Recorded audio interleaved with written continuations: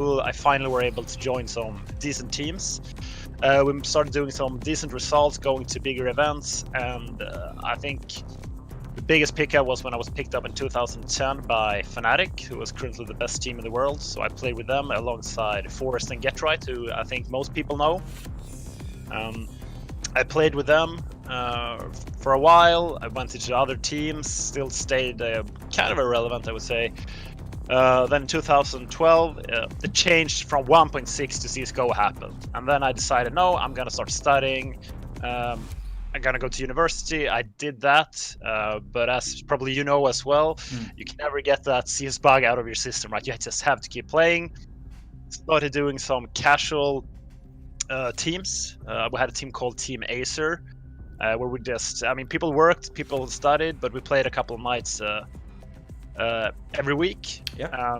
We started doing some like decent results, and all of a sudden all of those players got like decent offers.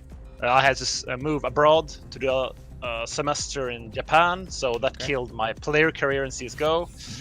But the last month in Japan, I was approached by Heaton actually on Skype, and he wanted to set up a meeting. And there he basically said, "Oh, when you get back to Sweden, we want you to become the head coach for NiP."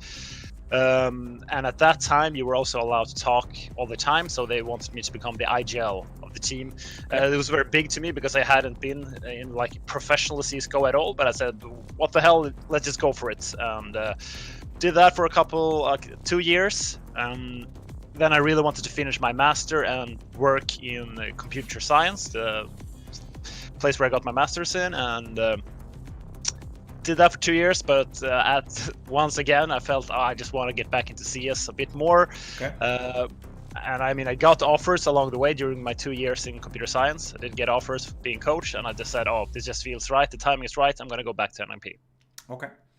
So as you said, you probably have one of the longest careers within Counter-Strike. You started in 1.6, at least that's where a lot of the old school generations know you from.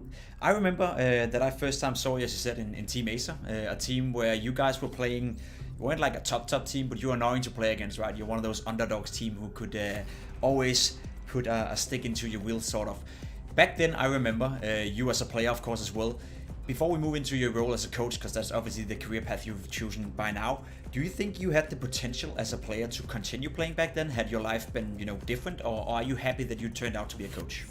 Well, I'm gonna be completely honest and say no. I realized I had been away from the game for too long, and I think this is a very key thing. People tend to talk about the age. I think it's rather like if you stop playing for a long time, it's very hard to go back to the top level. Like I could be decent. Like we played top 20 teams, but like there's no way I would be consistent in the like top 10, top 5. So I would just say no. I don't think I would have had a career as a player. Okay.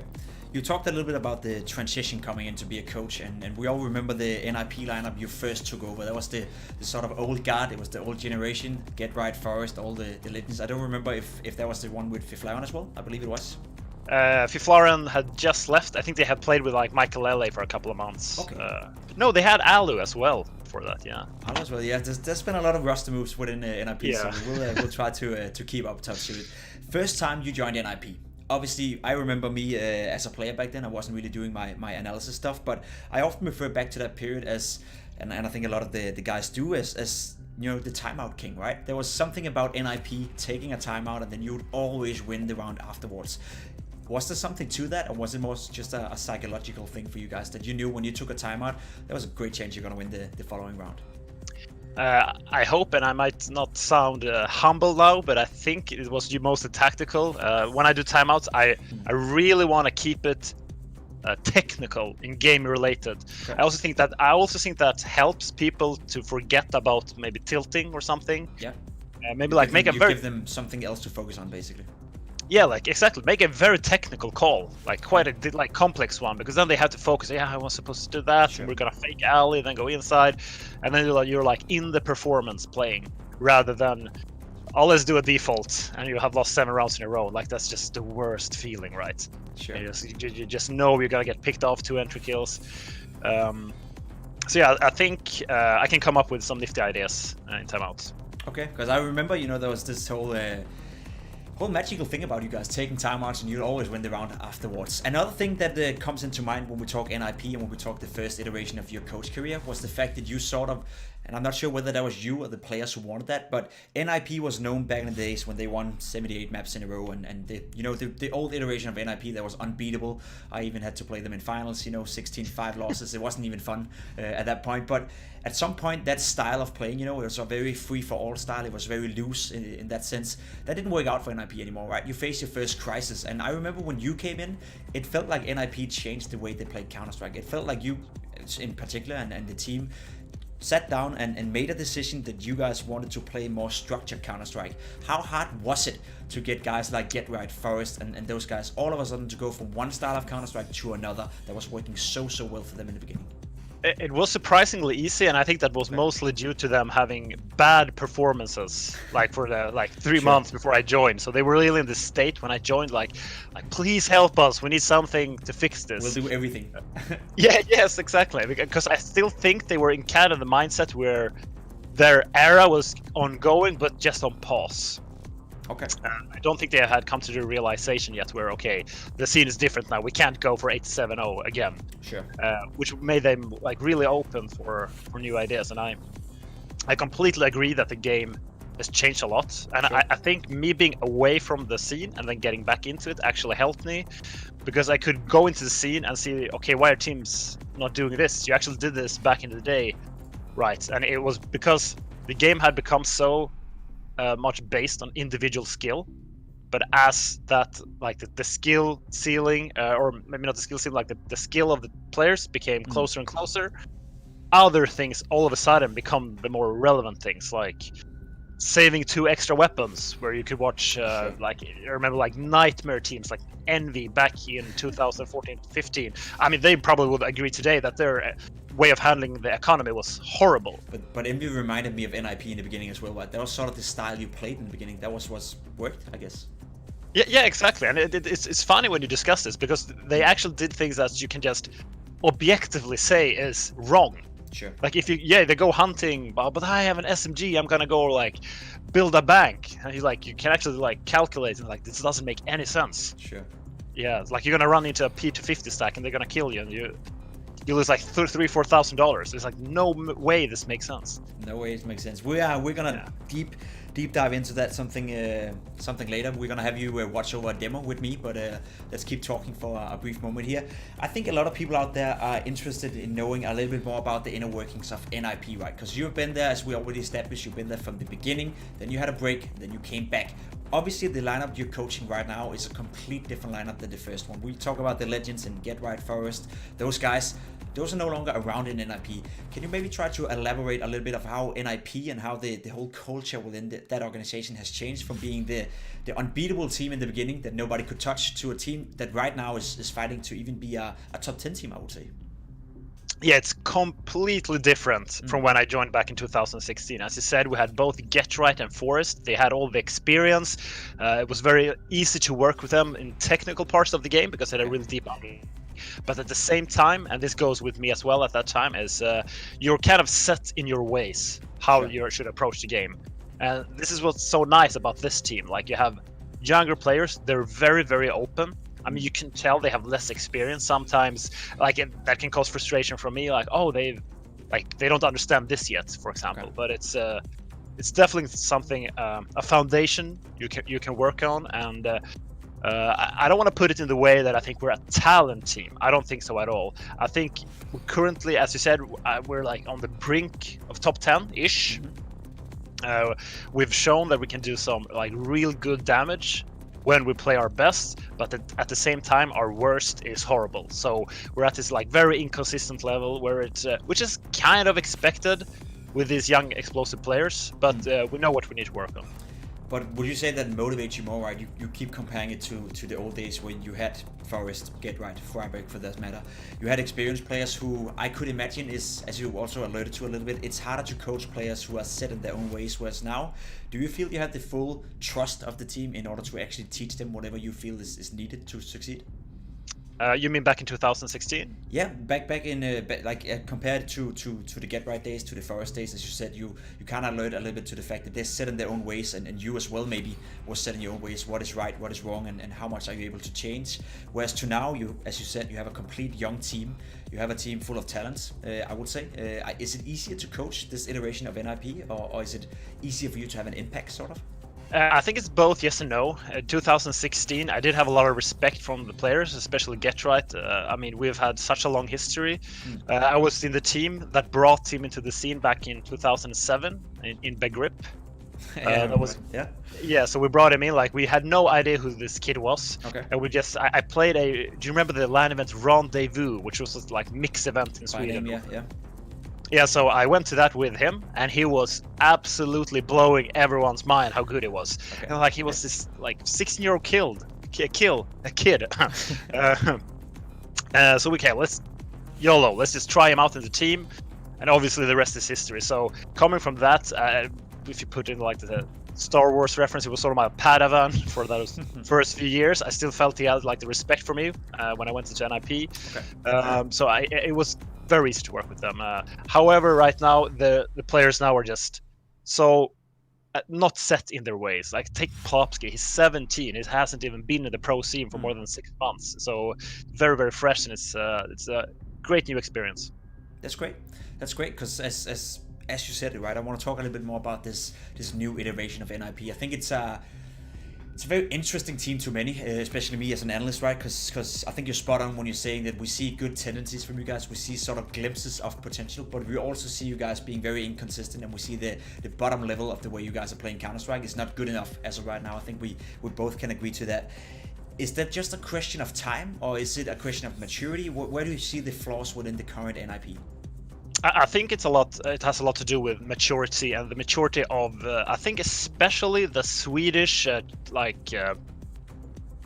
talent scene rather than the Danish one. It's much more based on individual skill, and it's very immature. Like, people are trolling each other and just going for high KDs, and this causes them to get into the space where, if things are going well, they can all just ride the wave of everything and just can start playing more individually. Just, let's just do a default A on Vertigo. We can just push them with Kriegs to get the kill every time. Sure. So what I'm trying to do now is try to push them into this like really uncomfortable spots where you don't have the confidence. You're down 5-0. I mean, you can lose a pistol and a first weapon round. You're down 5-0, and you don't have the opportunity to play that puggy aggressive style. And to get them comfortable into that space, because currently we're not there. There has been improvements. I think it was way worse back in Blast in January, but there's still a long way to go. Sure, and I could imagine that's a lot to ask for some of these young players, to actually push them into situations where they don't feel comfortable. Because I was about to ask you after this question, actually, what do you think of the current state of Swedish Counter-Strike? You kind of compared it to Denmark, where I'm from, and I can definitely agree with the sentiment that I think Denmark right now, when you grow up playing Counter-Strike, you're sort of getting, at very early stages at least, we sort of try to teach our players that it's not about aiming, it's not about, being a great individual, it's about combining the fact that you're a great player, a talented player, with the fact that you have to be good at communication, you have to be a great teammate, you have to be willing to sacrifice. Otherwise, there's no way you're ever going to get on the Astralis lineup, right? And we always keep referring to Astralis as being the team you want to join. So I think the whole culture in Denmark right now is at a healthy state. You kind of allude to it already. Swedish Counter-Strike, the state of it right now, we have been, I wouldn't say complaining, but we've been wondering why there hasn't been more talent coming out of the Swedish scene. Because when I look at some of the pucks, when I look at some of the FACEIT games out there, there seems to be quite a lot of talent, but do you think it's a problem of culture, or is it just a unlucky period sort of right now? I think it's a combination of both. I think they should have been schooled earlier, and that's why it's really good to have these younger players like Nok and especially Plopsky, because you can kind of mold them earlier so they're not set in their ways. Yeah, I think that's my answer, because right now, as you say, they're still, and I mean, this actually goes for me as well, coming from the Swedish scene for a while. Like, it takes a lot of realization, like, this is wrong. I have to change so many things on how I play the game and just be more maybe like conservative, because the way that you can see Astralis approach the game, they're very analytical, right? I think a perfect example of this is how they always have the highest UD, and they always go for the save when it makes sense. And I think that's something like this very basic thing, right? It looks easy, and you'll think it's easy to do, but for whatever reason, you constantly see teams out there not doing it. Just a follow-up question to that: you as a coach, is that a thing that is hard to implement in a team? Like, is it hard to make the players understand on the lineup that it's better if you save now instead of going for the KD that potentially gives you confidence, that potentially gets you going? Is it hard to sort of control the young players in that sense? Yeah, it kind of is, and there's a common theme for Swedish players that they kind of want a one solution solves all the time. So let's say you have a bad match, they rather have, we just need to change the main opera, or we can just play more aggressive, and it's like it's so vague. Whereas usually it's a lot more complicated. It's like, I should have played more aggressive in that situation. Yeah, yes. In that particular situation, like when they, I don't know, pushed connector on Mirage and you were standing side. So they're kind of like dumbing down the situation where you kind of have to be humble and say, okay, this is actually quite complicated. Like, should I be aggressive or be more passive? It completely depends on the situation. Yeah, because it's about acknowledging the fact, right, that the way around plays out is not the result of just one guy's decision, right? It's 10 moving parts. It's potentially a smoke that has failed with a few centimeters. It could be, so many different small aspects that then builds up the big picture. I definitely agree with you. Maybe just to dumb it a bit down for the viewers out there. I know both you and I have been playing Counter-Strike and been involved within the scene for plus 10 years, so we of course know it. But as a coach, at what level, we can phrase this so everyone gets it. At what level do you start with a talent like Ploppy, for example? Do you expect him to be understanding the game at a high level, or are you okay with the fact that you now have a guy that is 17 years old? We have all seen the potential in him. He's a very skilled player. Do you expect too much from him, do you think, coming from a coach perspective? Or is it okay to start out being, the dumb kid in school that then, shows the willingness to learn and adapt and then become better? Yeah, I think the latter one. I think it's okay for him to make mistakes. What I'm really trying to push is that he's analytical, like, especially on an individual level. There's one thing to watch our replays on a team level, but I want them all to watch themselves, because you will see so many mistakes all the time. Sure. And just be okay with making mistakes. Do the risky plays, and you're gonna do it wrong multiple times, and that's okay as long as you learn something. So sure. I have to tell them all the time, like, I will tell you every time you're wrong, and it doesn't mean you're not supposed to do anything. Sure.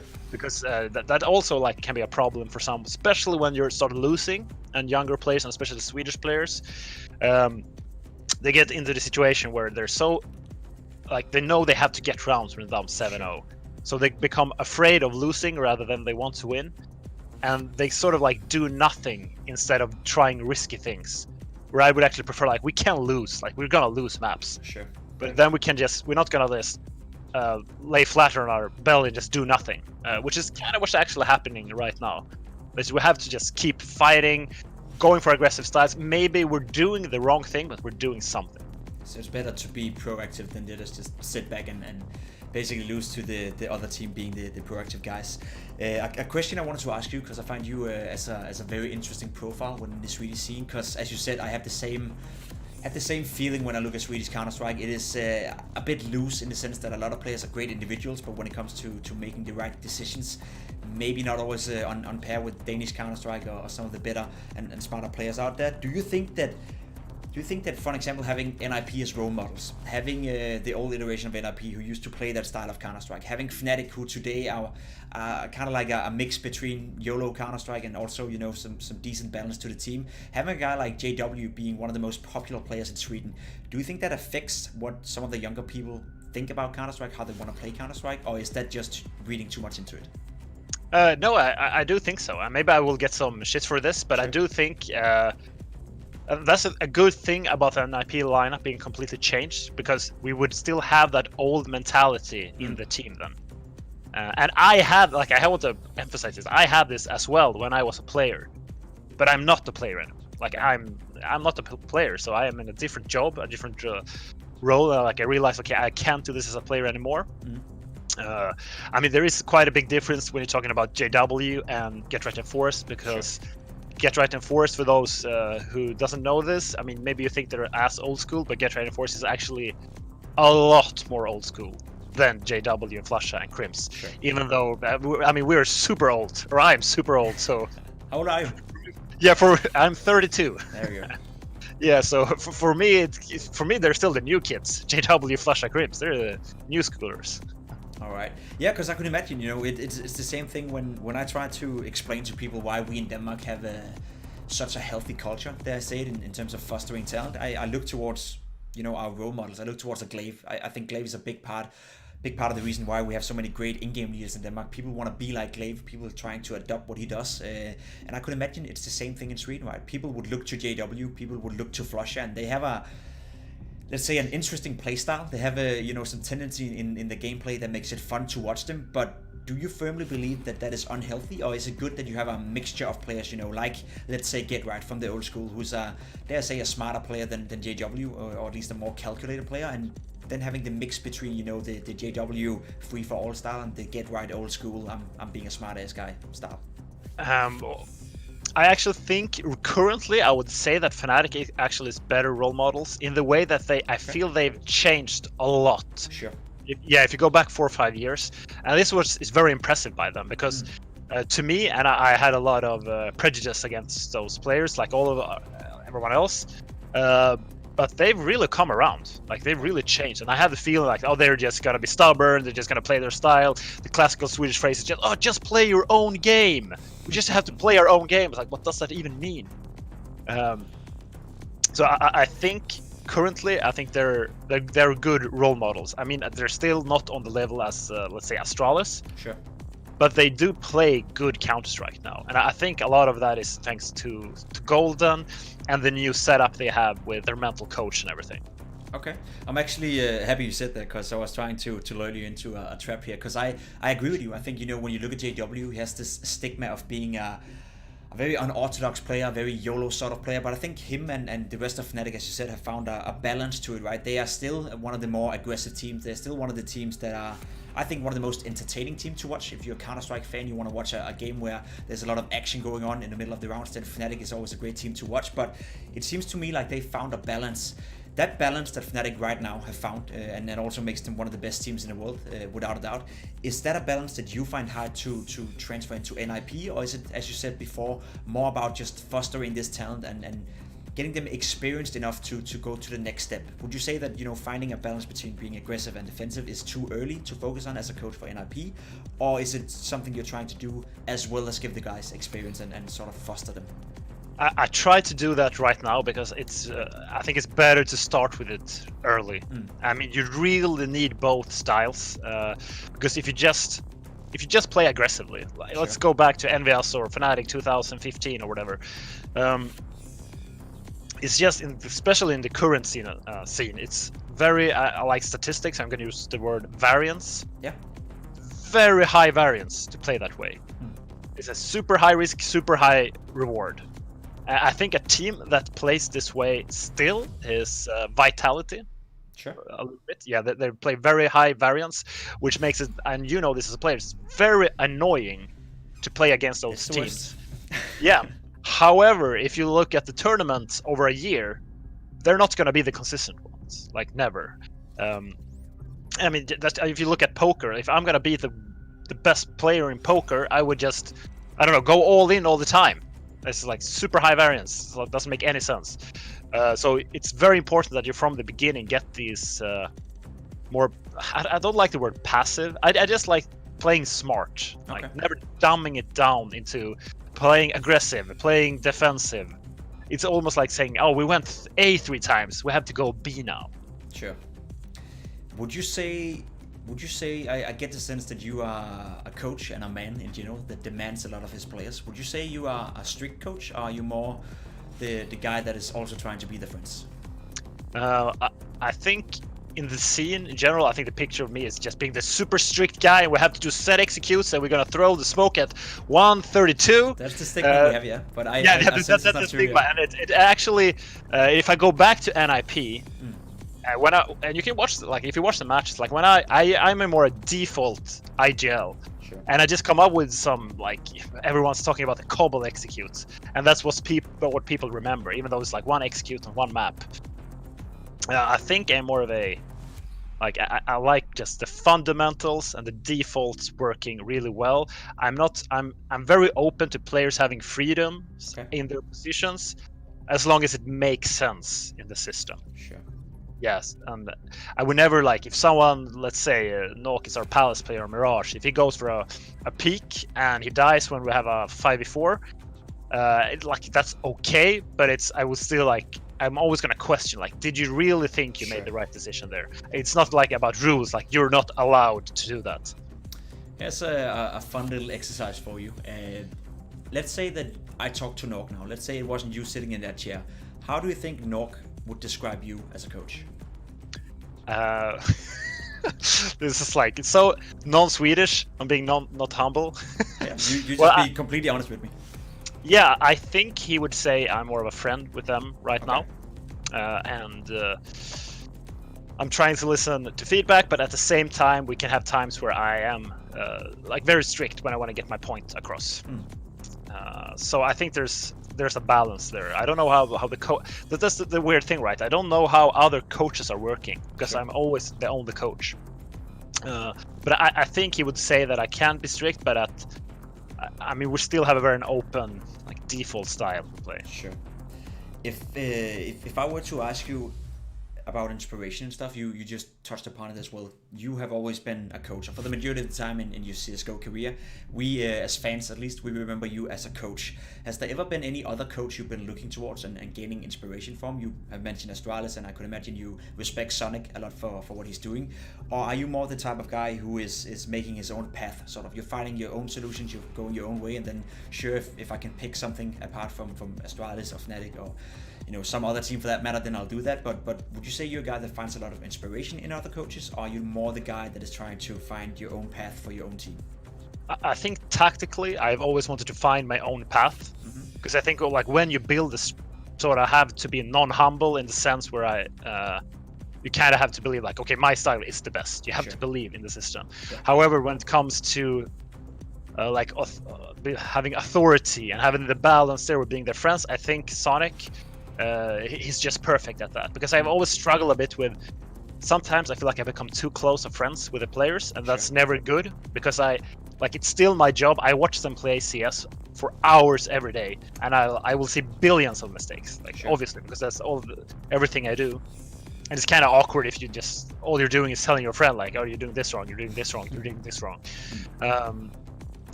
But you still need them to have, like, trust for you. So it's a fine line to work, and I think Sonic is doing that perfect. Okay. I think a lot of people out there, including myself, I obviously have never been down the coaching path, whether I do that in the future or not, undecided. But some of the stuff that I'm thinking about when it comes to coaching, some of the tougher tasks, sort of, can you maybe try to, and without going into detail, we don't need you to mention any names unless you want to, of course, but when you're looking at a player, when you're looking at a team, and you as a coach realize, all right, something is fundamentally wrong here, we need to change a player. Like, how tough is it to come to that conclusion as a coach, and maybe if you can try to walk us through the process of that? Is it you going and telling the player, we are considering to cut you now, you need to step it up? Is it you saying that, okay, it's over, or how do you deal with that whole situation of coming to the conclusion that something is off here and we need to do something actively and proactively to change it? It's always a tough situation. I think you start off with acknowledging the problem and seeing, like, does this player know this is an issue? Because sometimes the player can be doing something that affects the other players. Maybe he's just generally, like, playing egotistically in game. There's a lot of things they can do. So first, like, does he know this is wrong? This is the first step. If he doesn't, that's a lot more worrisome. Then you have to tell him and be very open about this, and not afraid of conflict. Like, be very straight. But if that player doesn't work on his issues, I think it's just, and this is something that a good thing that's happened in the scene, is then it's actually up to the organization to make the change. I mean, the players have the power, but I think it's better now where the players can come with feedback, but it's rather the organization, because you have to put demands on the player at the same time that the player put demands on the organization. Sure. A follow-up to that one, because we constantly hear about how it works in Astralis, that it's Sonic's team, right? He sets the team, and he does it in in a way where he's the one controlling who's playing on the team, and of course with the leading members of Astralis, the sports director Kasper Witt. How is it with you in NiP? Is it you who control who's playing? Is it you who's controlling who you want on the team or not? Or how much responsibility have you been gained by NiP as a coach? Yesterday, Launders had a guy on, Jonas Gunderson. He is actually my boss, so he does have the final word in everything. However, it's basically my team when it comes to the players and everything around it. We have other people around, like a mental coach, performance coach, who we're working with to find like the perfect performance model. Okay. And I think it's usually like a team effort with me and the coaches and Jonas. If something like that would happen, or we need to like tell a player like, okay, you have to work on this. I think Sonic has more of a like boss role than me, in the sense that I think Glaive is more focused on the tactical area than Sonic. Maybe I'm wrong about this, but I assume that Glaive is the main focus in Astralis when it comes to tactics. When in NiP, it's mostly me.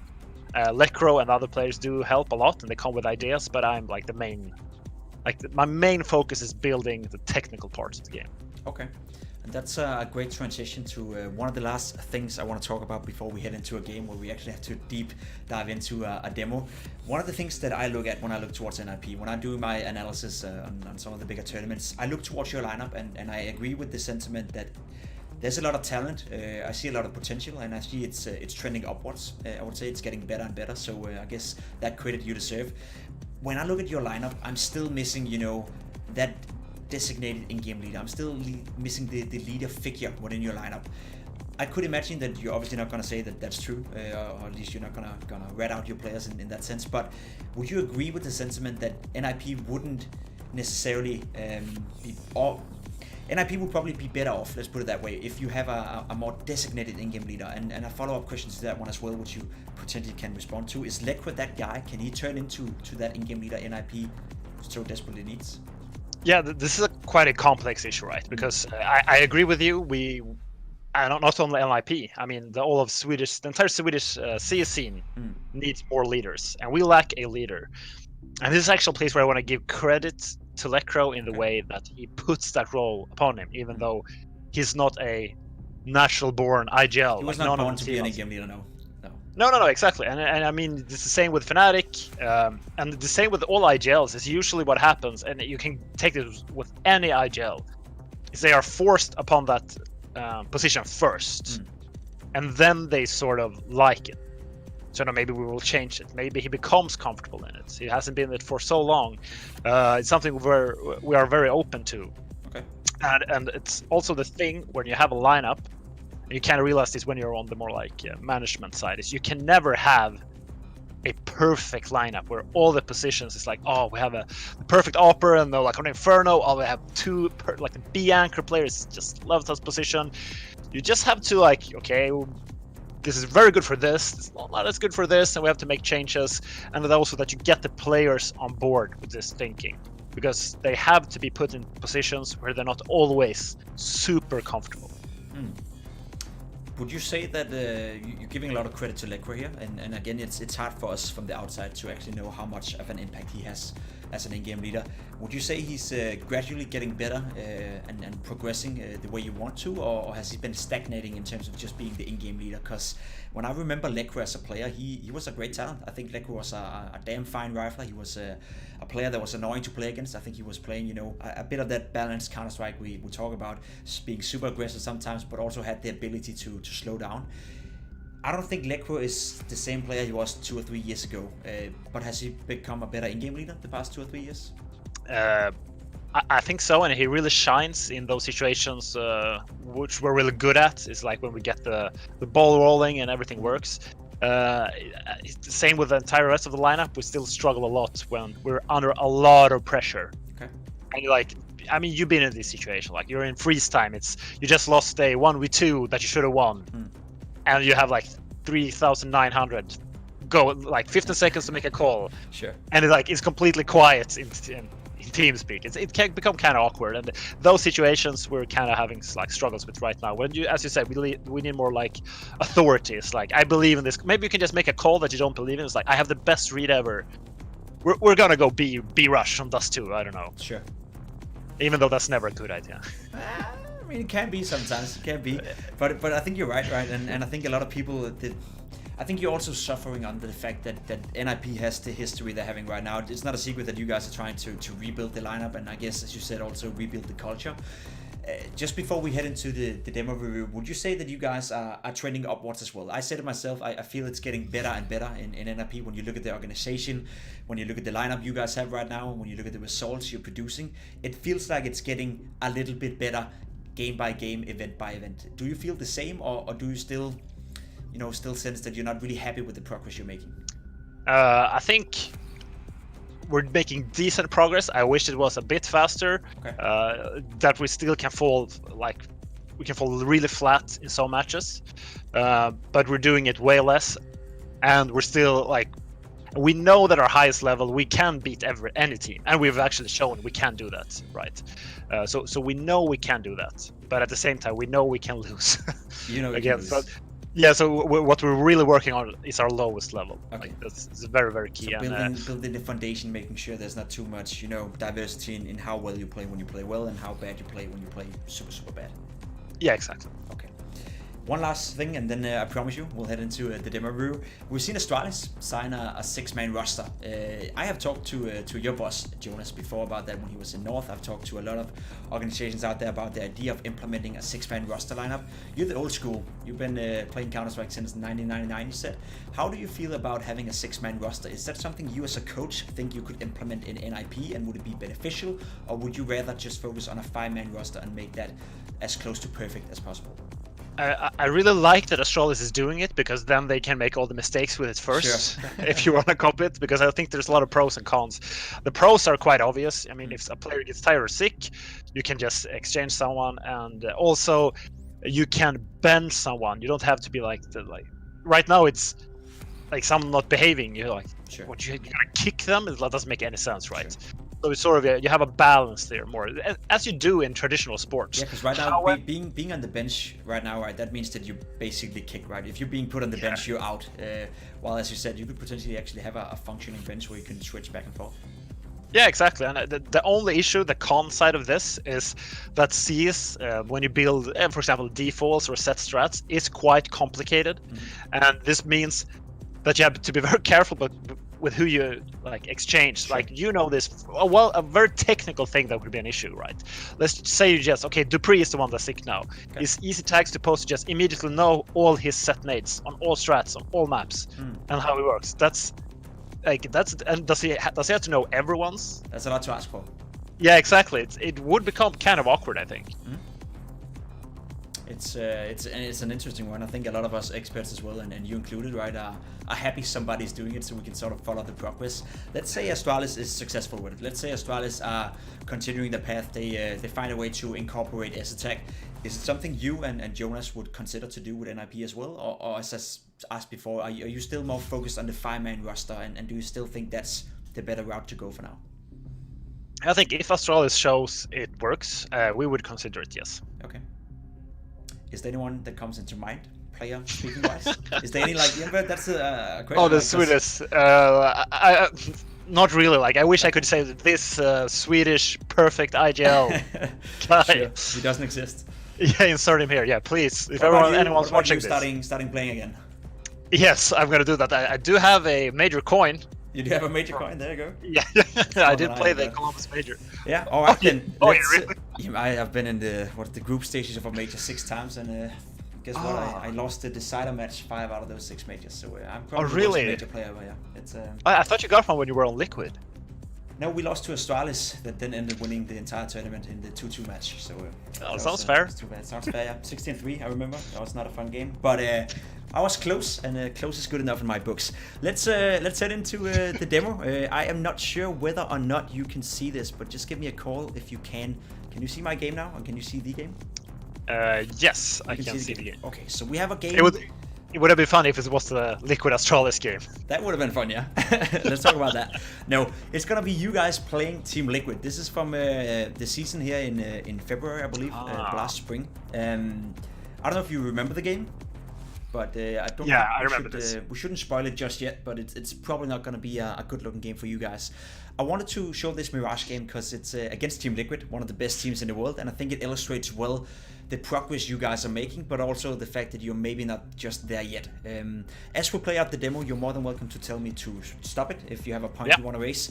I'll try to find moments, where I will get you to explain the thought process, maybe get you to recall what you said at a certain timing and why you did as you did, and then we'll walk through this demo and see how it pans out for you guys. Yeah? Yeah, let's go. Let's go. So we start on the CT side. Mirage, you guys must have won the knife round or get to choose the CT side.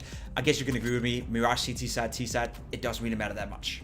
No, exactly. And one thing I really dislike about the pistol round on Mirage is that you're almost kind of forced to go for a like semi-stack or full stack as CT, and it's it just feels. I mean, the pistol rounds are coin flippy, but I think on Mirage it's actually worse. Okay.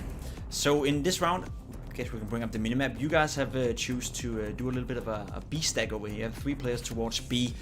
Is that something you commonly do? Is this a new strat? Is this an adaptation to what Liquid does, or how does this pan out for you? I think this pistol round in general is just we want to have a like semi B stack, so they can rush short. They can hear if they rush B. Don't hear them. They push out short.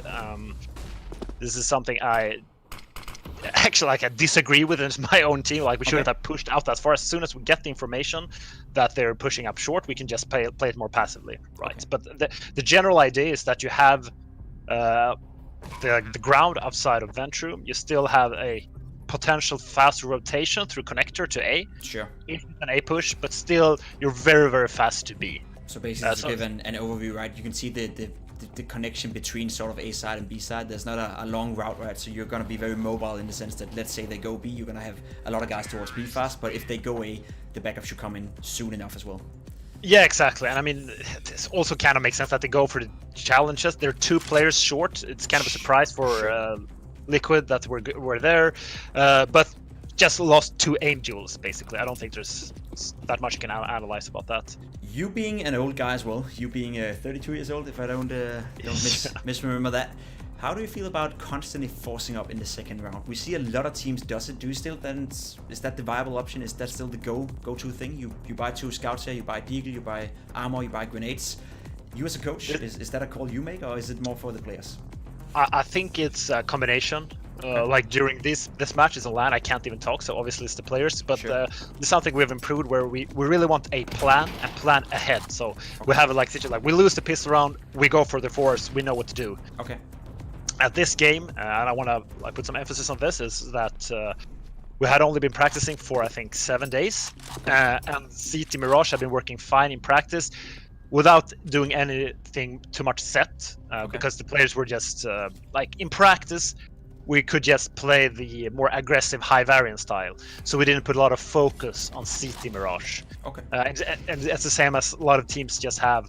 They play Dust 2, but they don't put a lot of focus into Dust 2, if you understand what I mean. Definitely, it's probably one of the easiest sides to do a lot of, wouldn't necessarily say default stuff, but where you give the players a lot of responsibilities to do the moves they want to do. Yeah, exactly. So we didn't put a lot of focus. We changed a lot of things on the CT side.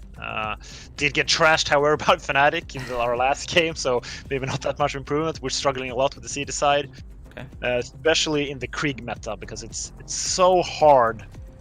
Like in the past, you could have all these aggressive mid pushes, right? Sure.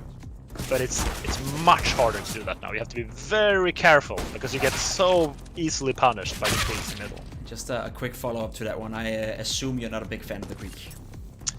No, I really dislike it. It's way too cheap.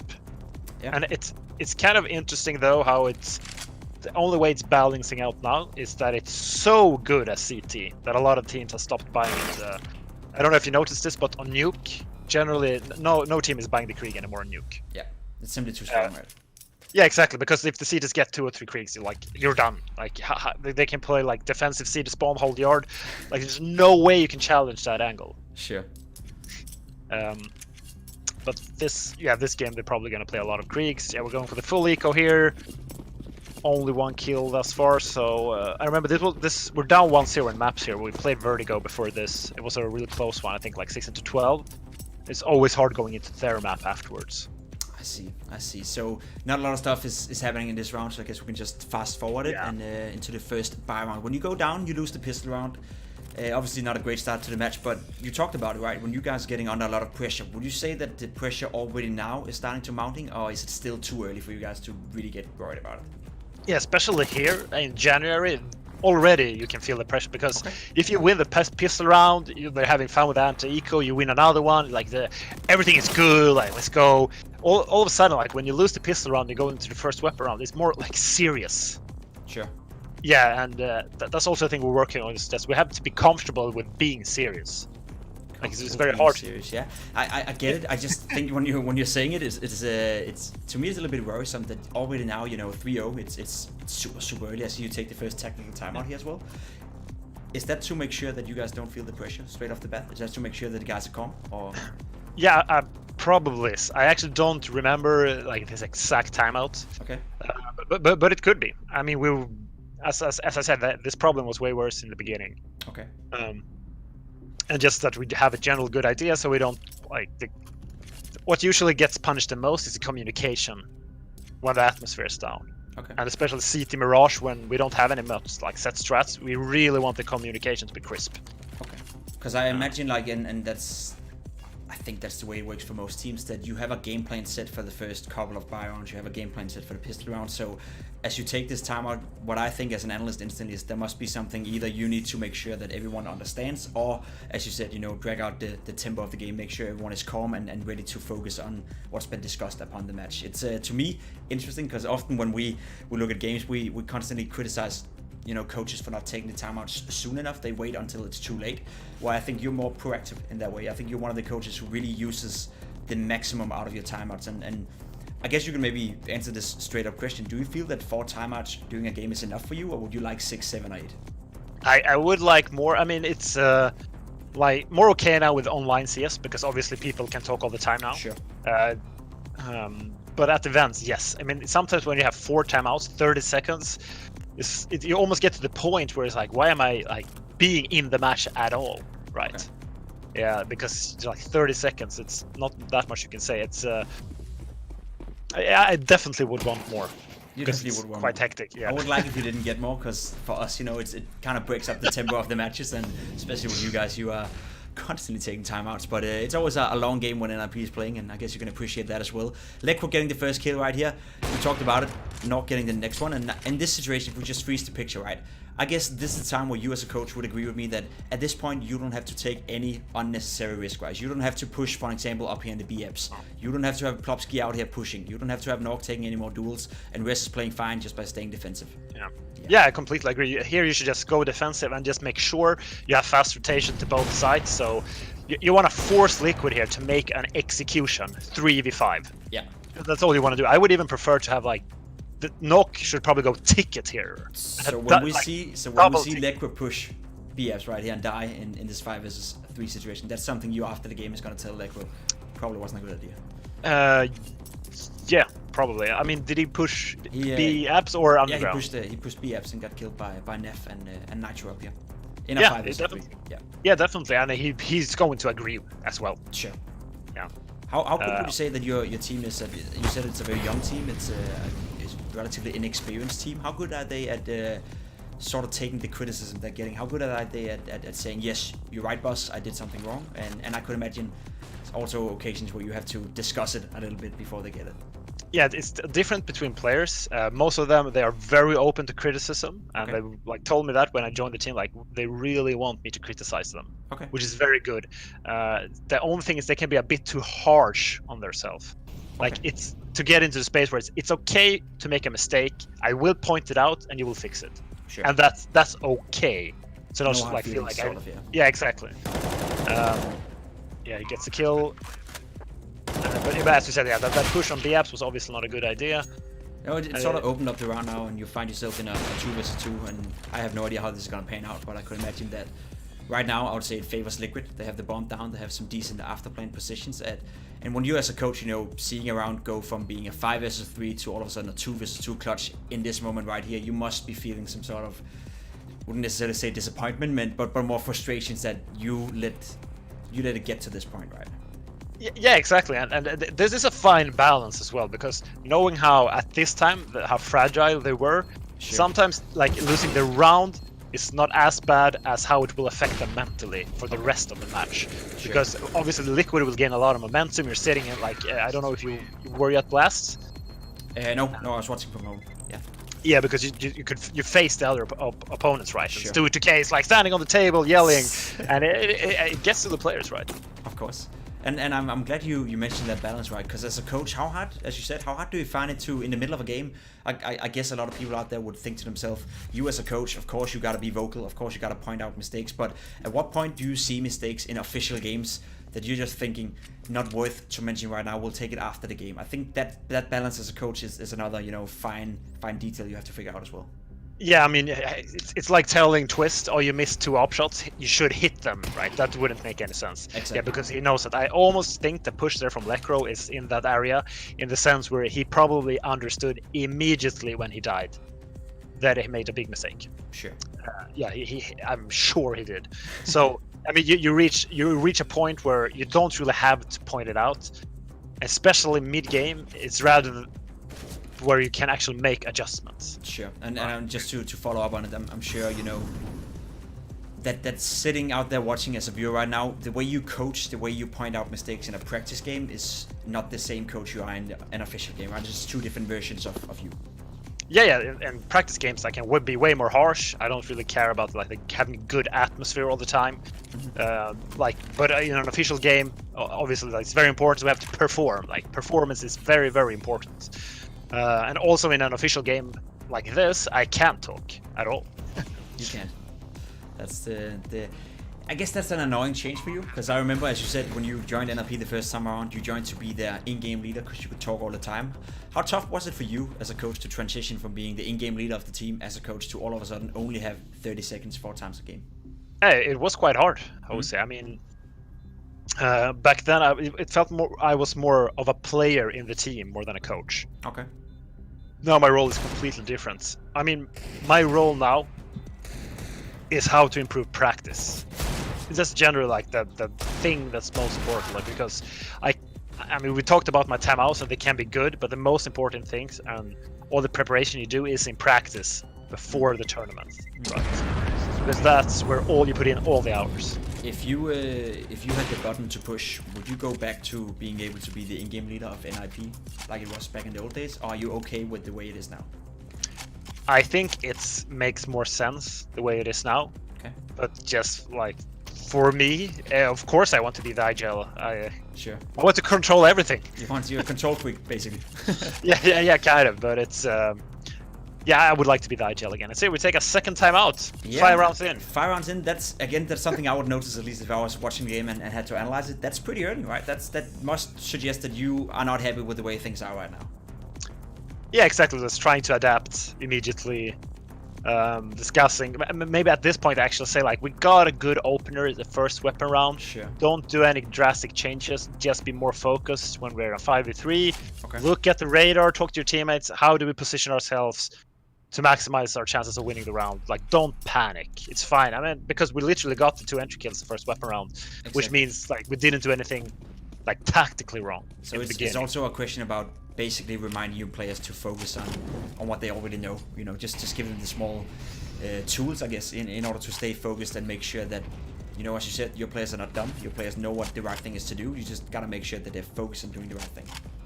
Yeah, exactly. Because there's a lot of emotions, a lot of feelings, especially when you lose that 5v3, the first one. Your mind gets into the situation we need to change something. What is happening? It's no, it's fine. We got into a 5v3. That was good. Play the rest of focus on what actually went wrong. Because you can see teams they lose a 5v1, then obviously they tactically won that round, sure. Even though they lost 5v1. If that makes sense. Definitely makes sense. How hard is it to play against Team Liquid? It's obviously one of the most skilled teams in the world. When you prepare for Liquid, what is the main thing you're concerned about? I think we just need to prepare if they're gonna play the puggy like take mid fast as they're doing now. Okay. I'm just gonna see if I remember this round. Yeah, I think at this time we decided to keep the utility so we could delay them when the push actually came in and give them the space they want in middle. Like, Okay. say that's fine and we go for the ace stack. Yeah. Yeah, but it's just rather just being. I also want to prepare them for losing clutches when you play individually skilled teams. So Sure. so you can say before, like, we're going to lose 1, 2v3, 2v4. Maybe we're not going to do it, but be mentally prepared. So yeah, it happens because there will be a lot of variance in CS. You're not going to win 16-0 every match, right? Sure. That doesn't make any sense. So just be mentally prepared to lose in tough round. Sure. A guy I would like to talk a little bit about as we see you win the first round here is Trist. Because I think when you watch him play FPL, when you watch him play 2 years ago, 3 years ago even when I played in the beginning, I think he's one of the most skilled players that I have ever faced. And I could imagine that's the type of guy that when you watch him in practice, when you watch him do deathmatch and all that kind of stuff, you think to yourself, why is this not one of the best players in the world? What is it that is holding Trist back from being, you know, potentially one of the best players in the world? Because I'm pretty damn sure he has the skill set for it. Yeah, I think he's just too harsh on himself when he makes mistakes. Okay. He gets very annoyed. Everything wants to be perfect, and yeah, I think that's only his only issue actually. That's holding him back because if he makes a mistake, he gets really frustrated, and it kind of affects him. So, like, working a lot with his mentality, where like you're going to make mistakes. I will tell you, but that's okay. Okay. That's the process. How this works. Would you agree? Would you agree that Trist is a player that has a lot more potential than he's right now showing? Yeah, yeah, definitely. I mean, you can see that glimpses of that in certain games. I think he had like the sickest rating when we beat Astralis a few weeks back. It just has very high potential. Let's see if we win this one.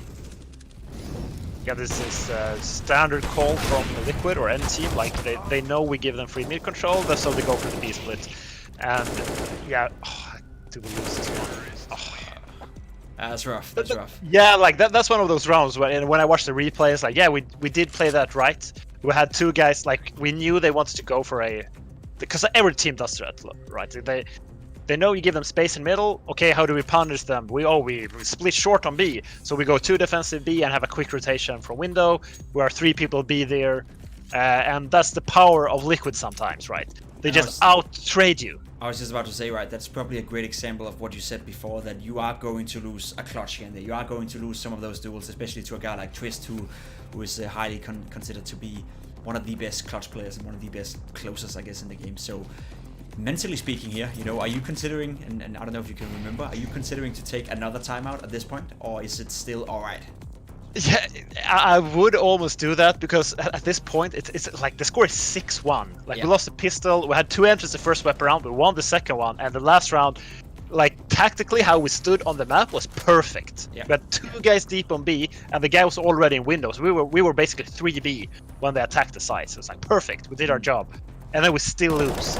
So yeah, maybe I should actually take a timeout and just tell the guys, like, you're doing a good job. The scoreboard is lying right now. It's lying right now, yeah. Yeah. But that's probably the limitations I'm only having 4, because I'm pretty sure you're also thinking I could be in need of those when we get to the T side, and if this game gets close, right, I couldn't sit here without taking a timeout for 10-15 rounds. So you got to be careful how you spend those timeouts as well. Yeah, exactly. And here we once again give them a lot of ground and middle. That's been the tendency, right? You've given them mid control every round so far. Yeah, it's this is not only us who are doing this right now. I guess people try to adapt to the Kriegs in the sense that you either give them mid or and then, I mean, you can. What we learn from here is that you can't be this passive and give it to them this easily. You want to keep them honest with utility, but you don't want to force any duels, which you could do pre-Krieg era, right? You could do pop flashes and push connector. You really can't do that. So what we're doing here is we're actually noticing that a lot of teams can be uncomfortable. Like, they have the ground and middle, but they don't know what to do because they're so used to getting trades. Like, so it's like, oh, we're in a 5v5 and we have middle. Like, what do we do?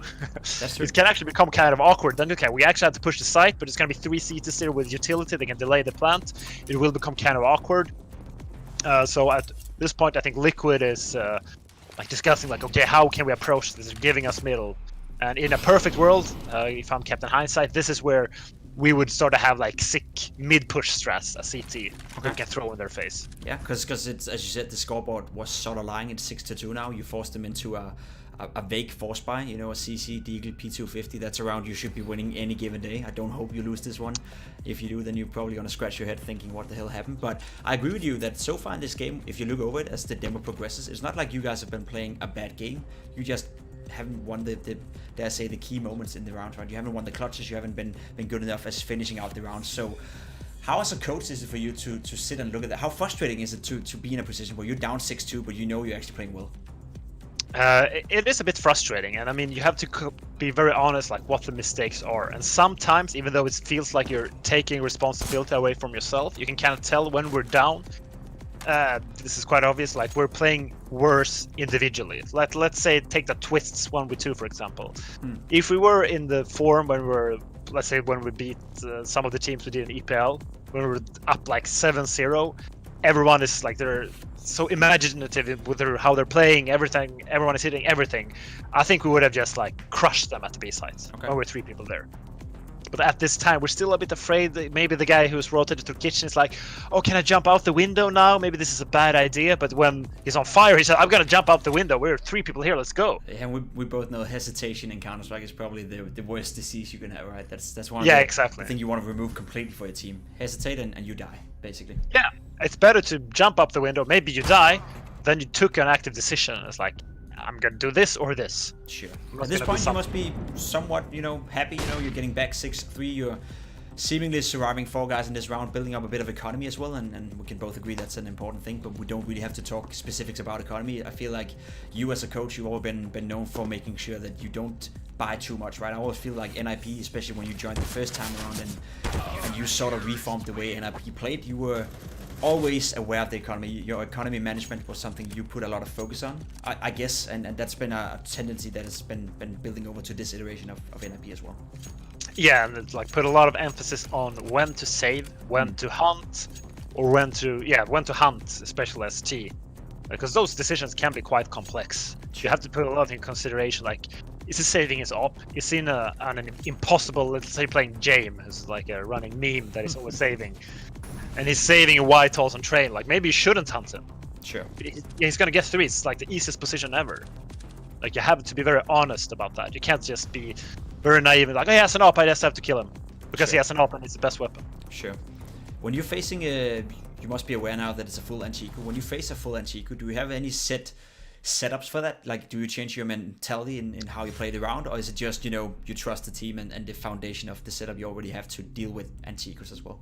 Like, if we really know they have a full Glock eco, you usually just want to stand back and do everything you can to save as many rifles as possible. Sure. I would even say on most maps, it might even be worth it to give them a plant if you can win the round flawlessly.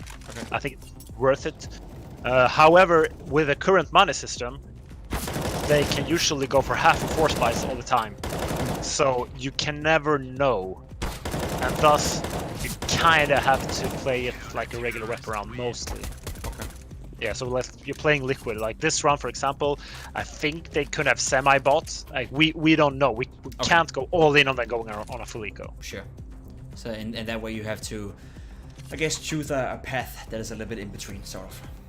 Yeah, exactly. Like with the old money system, you knew that, okay, they have $1,400, all of them. It's super easy. Like, okay, we're just gonna stand back. Let's play 2 ticket on A, Mirage, and like your T, and okay, they're gonna play 2 ticket.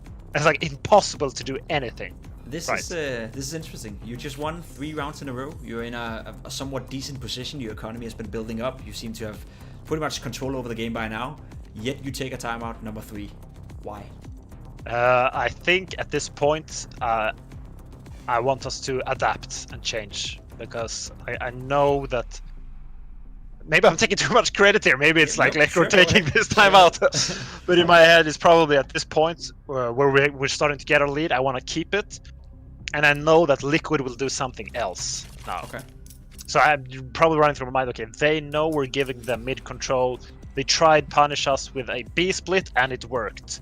So maybe we should play an extra guy vent room or something. Like that's probably something that's going through my mind. You don't remember the round specifically here? No. Okay. Maybe That's, that's. I think it's a very interesting point, right? Because you talked about it before. You wanted to now contest middle potentially, so maybe that's what we're gonna see from you. That you contest middle, you fight middle, or put an extra guy in the vent room. Yeah, exactly. And just maybe cheat an extra one-way smoking connector. Okay. For them to waste even more utility. That's something that's very popular to do. And okay, we're actually going aggressive underpass. Okay. Which is gonna be interesting because it seems like Liquid, they want to go for an A execute here. Yeah, this is one of those things that they just throw a complete curveball and they're just like, yeah, we're just gonna go for the fast A play. Sure. Plopsky playing it well, getting the first frag, falling back, staying alive. I think that's 101 Counter-Strike right there. You as a coach must be proud when a player does that at his age. Yeah, absolutely. This is perfect. If you look at the overview, we're actually playing this to perfection. We have 2 Molotovs left. He should probably wait for... Yeah, his teammates is there and see the spawn out. Just wait for the plant sound. We literally don't have to do anything at this point. No, you have lots of utility, lots of grenades, and you can flush them out. And I'd be surprised if you find a way to lose this, but... Okay. Yeah, this is... the bomb was actually down. So I'm sorry, I actually missed that. So probably should have used that smoke deeper. But it's. I mean, at this point, you only lose 2 guys in a 5 versus 3. Yeah, that's fine. Like Nafla getting, Nafla getting 2 kills there is expected. I think we played that round really, really well. Okay. So at this point, 6-5, you're down 6-1. You know that they must be on a somewhat low buy if they do decide to buy here. They got the bomb plant, they got the loss bonus, but still shouldn't be enough to get the full AK, get the AWP going.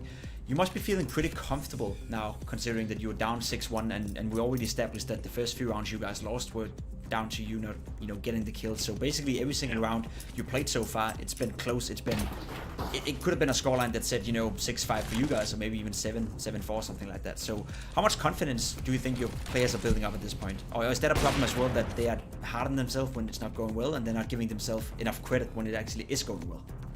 I think they do, and they're good at that. Like they will build confidence, especially when they got them 4 rounds in a row, as they've got them now. And this is a scary thing with teams like Liquid, or maybe old FaZe Clan. I don't think FaZe Clan is. I mean, they're better now with Brokey, but not at the same like sick individual level they had for a while. Where you can, even though you have the momentum and you're playing well and you have the economy, they could just easily steal one of these rounds from you. And that's the tough part. I don't remember if we did win or lose this. And if you look, if you can almost pause there, you can see 1 guy died there. So we actually had 3 guys B, because I think we lose this round. Yeah, you have 3 guys B already. Nog in a little bit of a rough position there, say, with an AWP behind side facing pistols. I could imagine he at best gets 1 kill here. It's a very tough one for him, right? Yeah, we do have a fast rotation connect. Yeah, so we're playing that a bit too passively. Yeah. And probably lost that one because I mean, Decker was put in an awkward position. Yeah, and we did see Nog. I think he was playing the position over here, spotting up the window with the AWP, and I think he just zoomed out as the first guy came running out, right? So he gets that kill instead of letting him out on the bomb side straight away. That's probably gonna change the dynamic of the round as well, and that's maybe for the viewers out there, just so you guys can follow that as well. Sometimes it's as you said, like, you like to be analytical, you like to look at what is right, what is wrong, but sometimes I guess you also just have to admit that timing is a big part of Counter-Strike, and if that goes wrong, it can change the entire dynamic of the round, even though you're doing the right thing. Yeah, I do. I think I even remember watching Lecro's screen here, because he was standing in that Edward position next to the pillar. Yeah. And it was sort of like this guy who never came out. He was stepping in the window, and Lecro was aiming towards him. Okay. But he like never really pushed, and he had no idea that Lecro was there. So this was just by chance. Okay. And what happened? He just kept aiming there, and the guy from Catwalk came and killed him from the side. Okay. And then we lost the first kill. So it's hard to say anything to Lecro. Like, playing Edward pillar, it's a decent position. Definitely. 7-5, it's not too bad, it's not too good. I guess it's one of those that you go into the game, you can be okay with it, but obviously if you want to win it, you would like more CT rounds. How do you feel the dynamic is for Mirage right now? 8, 9, 10 CT rounds, is that a good half? Everything above 5 I can work with. Okay. Like, just getting 5, it's a bit rough. And this is, if you pause the game now, I think this is where we're actually making a mistake. Okay. Because Res was going down underpass. Yeah. Both Twist and Lecro pushed short into what we call green, or the vent room. So what we're thinking now is they won 2 rounds going for B splits. But us watching the game afterwards could clearly see, like, we were in good positions. It was rather like the exact positions we had on B, rather than we should change the entire setup. Okay. Like, yeah, if we would just had better positioning last round, where no one was Deagle Echo, let's say someone were standing like forest backside, and we would have used the utility better, we would have just crushed that Deagle push. But now we're sort of like playing into Liquid. It's rather we're adapting. It's like, oh, they push up short 2 times. We have to go double Ventru. And one guy jumping down underpass. So this is actually adapting too much, I would say. Okay, that's a very interesting thought, and I definitely buy into it. Right, you feel that you're losing the rounds, obviously, and you feel forced to do something to adapt. But as you said, when you look back at the game, you haven't really made too many mistakes. You haven't really made any mistakes, basically. That is the reason for you being down 7-5. So how often does that happen? That you sort of, and I guess that's a mistake you can attach to yourself as well as a coach. How hard is it for you to keep the overview like that? You know, to basically look at a round and digest, was it us doing a mistake? Was it Liquid just being lucky? And how much do we need to adapt? Because I think that's a very hard balance to find. Yeah, exactly. Because if you push out too far, the players will be like, we're losing every round. We're not doing things right. And they want to change something. So, like, mentally, sometimes a change can be good because it just feels different. Okay. But I think, like, in hindsight, in a perfect world, we would have just realized, okay, we're actually positioning ourselves well. We just need to communicate better how we're exactly standing on B, so we're not forced into this 1v1 duels. Because if you're standing 3 guys on B, you have a good defense. You can't ask for more. Definitely, and it's falling apart for you guys here as well. Nog doesn't get much to done, does he? Here gets shot in the back now. I could imagine in just a second as well. Yeah, I think we got we pushed slope, and we got the information no one was pushing A. And then Liquid goes for 1 palace rest connector push on A. Sure. So we were kind of like fooled by the information we got at slope. So that's one of those awkward things where I think if you push slope and don't see anyone, I think the right call in general is to just rotate B. Okay, sure. Because it's very rare that they push all connector and palace. But it can happen. Yeah, it definitely can happen, and it is, again, it's. I think we use the word a lot, balance. There's a tough balance in Counter-Strike, right? And it's incredibly hard to find the right amount of balance. We've seen Nog play the AWP so far on the CT side, and there's been a lot of conversations about it in the community. Twist or Nog, who is your primary AWP player and why? I would like it depends on the map. Okay. But I would say Twist is more main opping right now. Okay. And we're still, that's one of those things, the same with the IGL, like we're trying to find a good way here, like a good way forward. Like, should we do it map wise? Should it be the same on all the maps? We just want to be very, like, we don't want to be set in our ways and have this, like, okay, it has to be 1 opper, it has to be this on all the maps.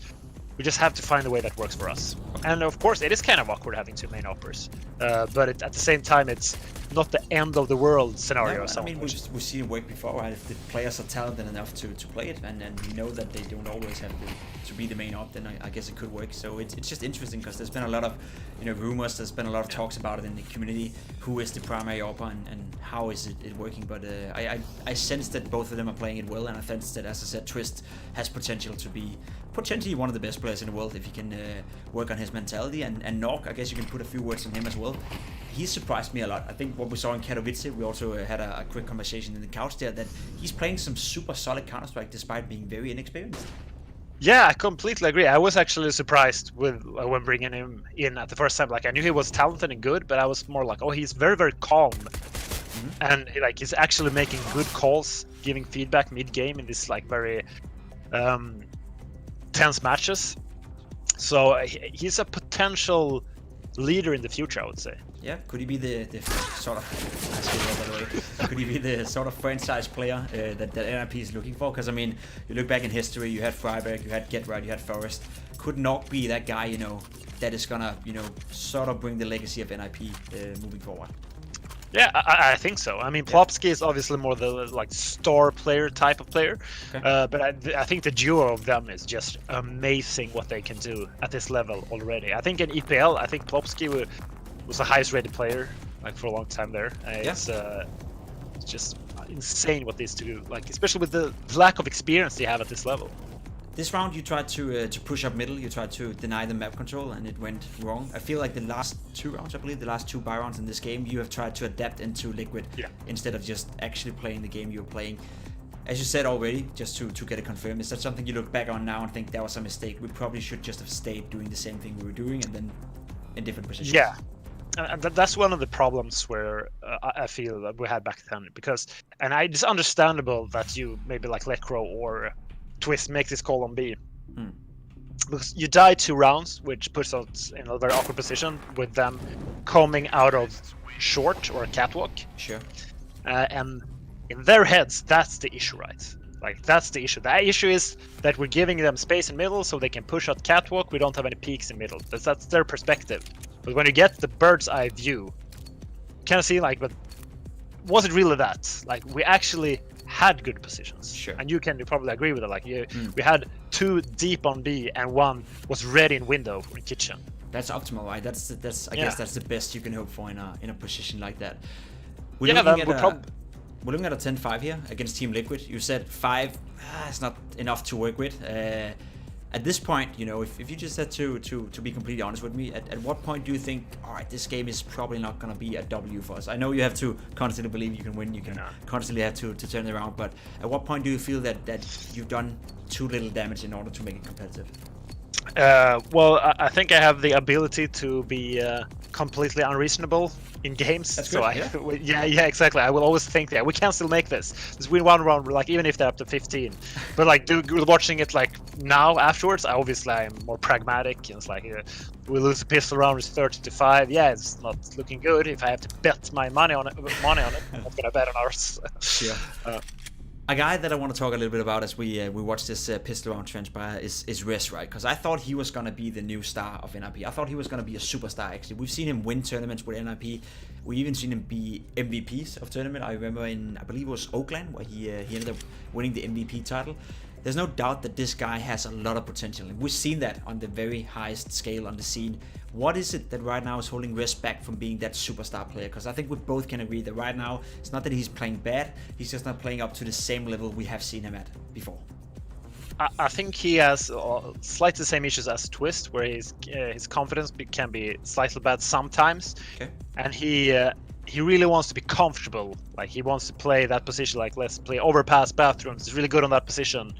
And he wants him to walk into his angle, like, just he has this picture in his mind almost, like this is gonna happen. So I think when he you just pressure him to sort of like, let's say that a smoke is now disturbing his vision, he gets pushed out by a Molotov. That's where he needs to be better at adapting. Yeah, I would say so. That's his biggest issue, and it's something we're working on. And when he's confident, that's working way better. Okay. Yeah.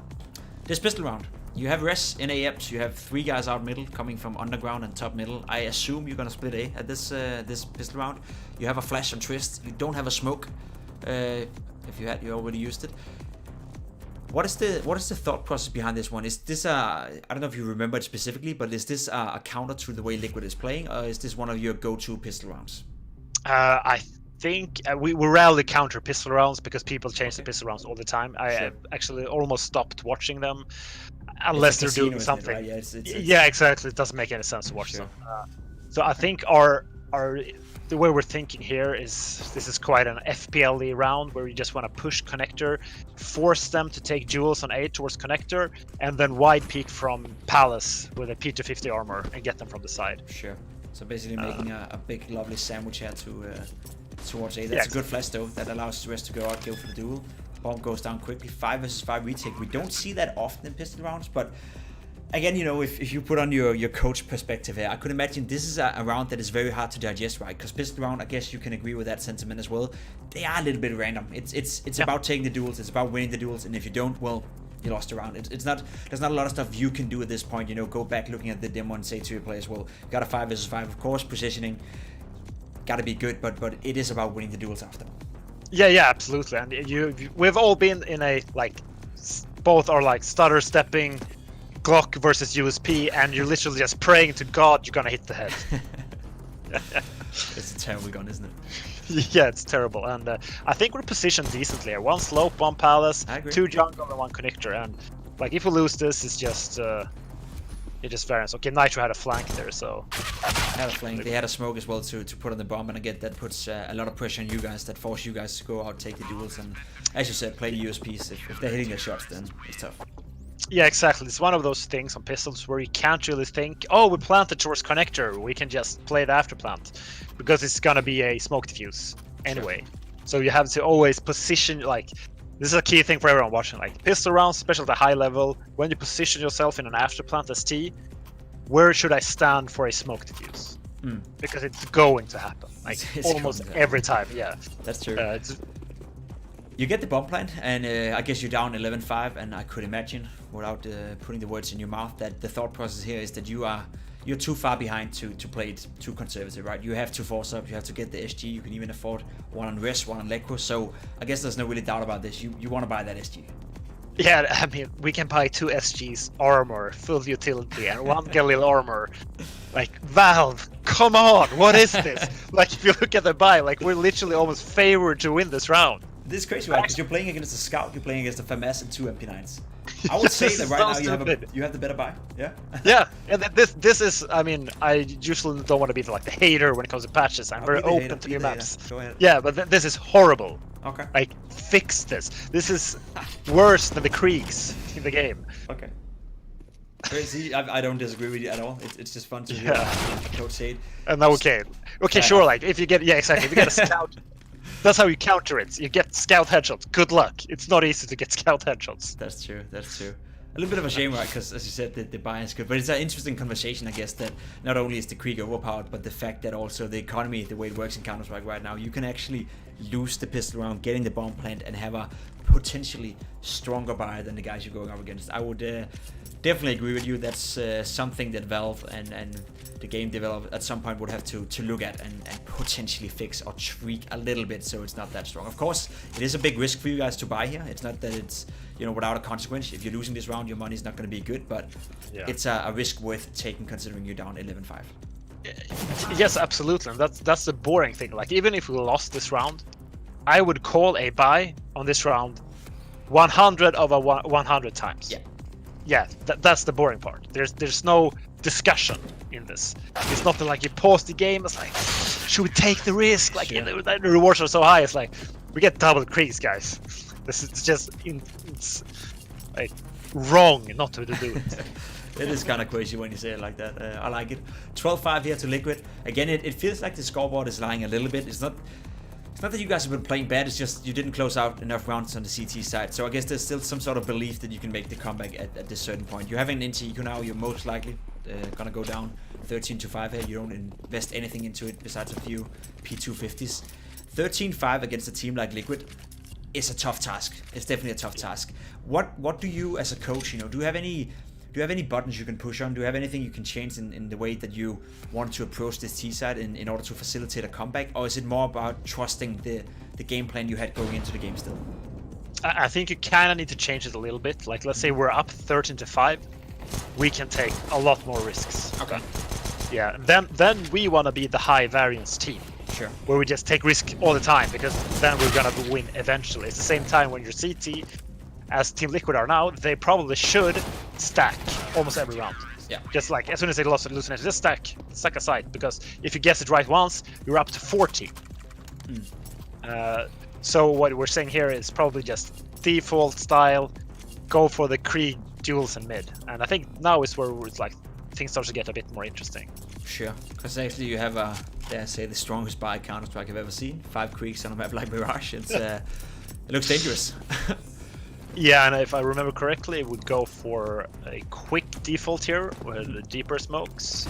Yeah, so we don't throw the top mid one because we want an open view. Of course, you gave him a Krieg as well, so that counters out a little bit. Yeah, just it's a duel worth taking. Yeah, we did get him down to 9 HP. But yeah, as you can see here, I think Liquid is handling this perfectly. They don't go for the deep duels in mid. That wouldn't make any sense. But they're still keeping us honest with 2 guys in connector. They just keep throwing the one-way smokes. It makes it we can take mid, but we can't go deep. Just try to elaborate a little bit here, right? Because there's probably a lot of guys out there watching right now who may or may not have played Counter-Strike at a high level. Some of you might be silver players, Master Guardians. That's totally fine and fair. What is the thought process behind a coach when you're down 4 versus 5? How do you maximize your chances of winning a round if you lost the first kill? This is where the point where you can take more risks, or you have to take more risks, because you're playing from behind. So you have to make the trades even. And I think at this point, we knew that it kept throwing the one-way smokes in middle. we knew we got the top mid for free, so they don't know if we're there or not. So as we know they have to keep their eyes on mid, I think we just want to go for a push one of the sites quickly now. Okay. And hope that the rotations is out on the map somewhere. Which is actually, if you look at the map, it's actually true. It is, yeah. You yeah. could be putting yourself in a pretty favorable position. Yeah. Let's play it out and see what happens. And right here, you're playing against the clock because they will figure out we're not in the middle. Sure. So we have So to again, do the this hesitation part we talked about before. You cannot hesitate at this point. Yeah, and I think it's good that Plopsky and whoever it is next to him are pushing without damaging teammates because we need to go. Like we can't wait for them. And at this point, again, we can talk Mirage from now on until tomorrow. A 4 versus 4 retake when you control the B bomb site. Yeah. I'd assume that's around you win 19 out of 20 times. Yeah, this is 100% a round win, I think. I mean, it's special because they're not up short fast. It means we have so much freedom to move around the site. I mean, we don't know that, but let's look at this. We have one guy close to kitchen. So yeah, at this point, there shouldn't be any issues whatsoever. Yeah. And yeah, I'm pretty sure we win this one. Definitely. They're going for the save. Okay. So I think that was a great call by Lecro. Yeah. Just we lost the entry in mid, try to hit that window on B, and just go for it. Sure. It seems pretty simple, you know, but I guess that's the thought process behind it. That if you move fast enough, you have a window, whether that's going to be on the B bomb side or on the A bomb side, you don't really know. And I guess sometimes you gotta trust, you know. You gotta trust your own instincts in that sense as well, because you will walk into a stack, as you said. You will walk into a position where Liquid have positioned themselves well. It is a game of two teams, sort of, but the more you believe that you're making the right decision, I guess the higher the chances are that you're also gonna win the duels, right? It's all about building up that vision you talked about for Wes when he's in toilets.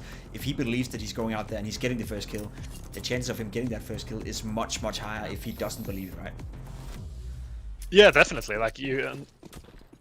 That's like what I talked about being comfortable or in uncomfortable positions, which doesn't make any sense, but it's kind of what I want them to like feel. Is you cannot always create the perfect conditions, but you just have to imagine that they are feeling even worse in these angles. That's a bit unlucky. Did we miss the window smoke? Yeah, I think that, I think Stewie may have put his own smoke down in window. Oh yeah, maybe he Molotov the. Yeah, I think so. At least you're losing 2 guys. It's 3 versus 5. We're 20 seconds into the round. I guess at this point, it's again, as you tried to explain before, it's about going for the duels. We can look around here. Plopsky going for a B duel, see if you can get an opening, right? And that's what you have to do, right? There's no way you win a 3 versus 5 unless you try to proactively force the issue. Yeah, I think they should go for duels. Like Twister go in mid, Knock on B, Plopsky here. And just see what happens. Like if everyone wins one duel, we get a 5 or 3v2. And yeah, this is. This is also lose all 6 duels. Yeah, except that was they had to do these duels because we lost those 2 entries. And and I think that was slop in mid, getting killed by Stewie. Yeah, it's a bit too easy, right? A bit too easy. Sometimes it's okay if you lose the opening pick if it's a straight up duel, but if it's you know, basically you're getting outplayed, right? He does a nice smoke and then he's just getting an easy kill. And I guess that as a team and as a coach, that's an annoying way to lose control over the round. Yeah, it's I don't know if we missed it or if it threw a Molotov in window, but either way, we like at least now we have solutions for both scenarios, right? Yeah. So we don't like panic. Oh, we missed the smoking window. The round is over. And I guess something you don't like to see when you look at the left side of your screen right now is the fact that Liquid have 4 SGs and an AWP. I think going up against that is gonna be tough, isn't it? Yeah, CT Mirage. How much are you thinking about it? Like we talked about it before, that Astralis, for example, and some other teams on Nuke, they don't want to buy the SG on the T side because it's. Your microphone went out. Oh, it went out. Yeah, now I can hear you. Yeah, okay. So what I was asking is, how much do you guys think about when and when not to buy the SG? We talked about it already. Astralis, they don't want to buy it on the T side. Nuke, a lot of other teams are starting to adopt that as well.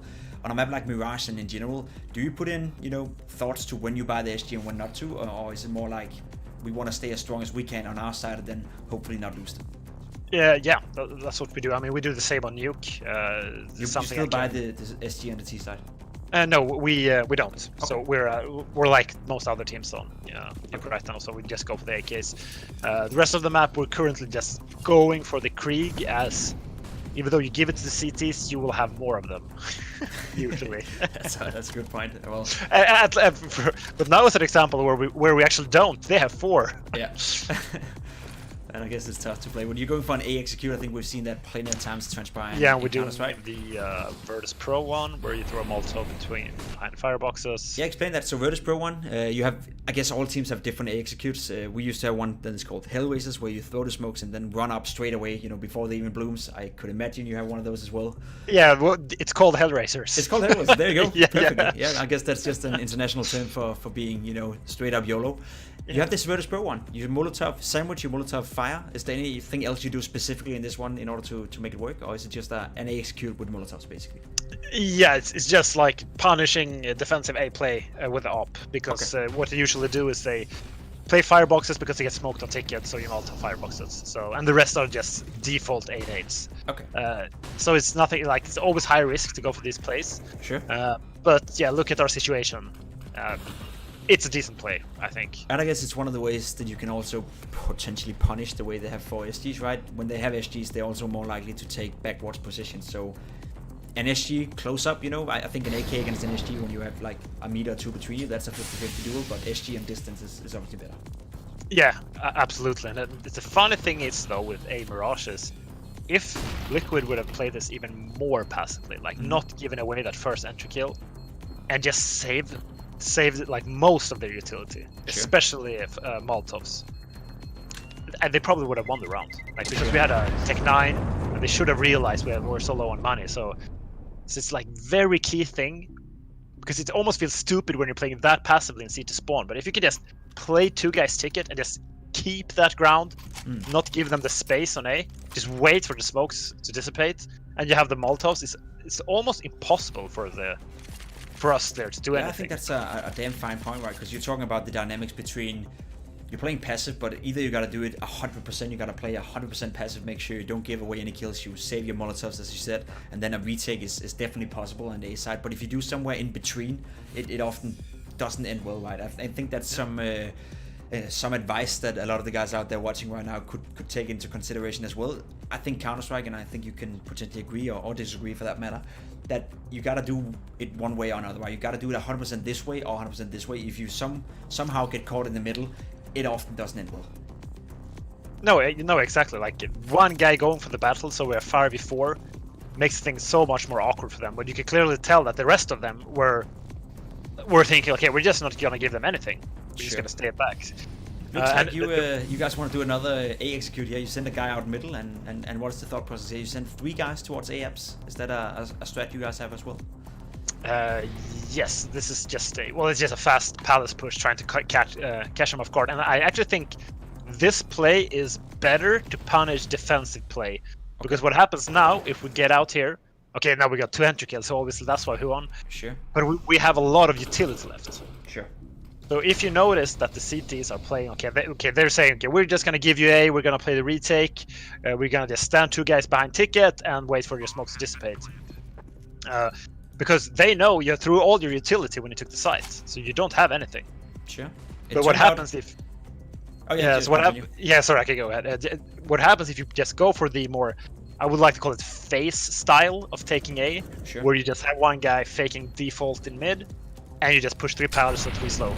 Is if you get an even trade, you have all the nades left. You can just delay their retake, and all of a sudden you have this big advantage in that plant. I think it's the same thing you see when you play Inferno, for example. If you rush Banana and you actually win those trade duels, if you get Banana control, you get B bomb side control, and you still have smokes to smoke off all the areas, you still have Molotovs, it's basically impossible to retake the B bomb side, right? So that's the logic behind going for the duels, that's the logic behind playing the sort of face style of Counter-Strike in that sense. Yeah, it's a very good point to raise. At this point, I'm thinking you're down 14-8. It's a much closer game, right, than the scoreline suggests. It's 1 or 2 rounds more on the CT side, which you should have won. You don't lose that 5 versus 3 we already talked about, and you would right now be in a position where it would probably be a 50-50 game. Is that something you as a coach think about in the middle of the game, or is that something for after the game? I guess the right answer is no, I don't think about that, but be honest with me. Are you sitting for yourself sometime thinking, God damn it, if we just would have won that and that round, we probably would have been able to make this comeback? Yeah, if we would have won the pistol round now as T, like Jesus, we would have actually been like on even grounds. Yeah. And it also gets a bit worried, not worried, but you're starting to think, oh, we're actually starting to mount a comeback here, rather than just being, okay, what do we do now? Which is what we should do, is just focus on our defaults. And you can see here, they're actually on an eco, going hero up on Stewie. Seems like you guys are going out towards middle. Do you have any set anti-eco plans? I asked the same question on the CT side. When you know you're playing against more or less full eco, do you change the way you play, or is it against? No, it's rather just avoiding areas. Just maybe not push connector or pushing window. It's rather those. Playing very defensive as we see Plopsky as well. Yeah, exactly, and like make pushes on the sides together, and use a lot of utility. That's usually our plan, because that's probably something that's changed, especially because people are so good with Deagles and Scout. Is in the past you would just go for long distance weapons and just long distance duels. Now it's rather a game of utility, where you know they're not going to have utility to retake A, so you can actually do a full A execute. Sure. So as long as you get the site, then it's impossible for them, because you can't stand on all the positions on site. It's not like they're gonna buy a single deagle and an incendiary, right? That wouldn't make any sense. That's definitely true. This round, it seems like you guys are slowly but surely moving your way into to the A bomb side. Klopsky finds a kill towards A, and then at this point it's about taking all the duels you're talking about, right? Going up together, getting the trade frags, and even though Liquid is stacking the A bomb side, you don't lose a man. That's a pretty well executed anti-eco. I guess that must make you a little bit happy despite being down 14-9.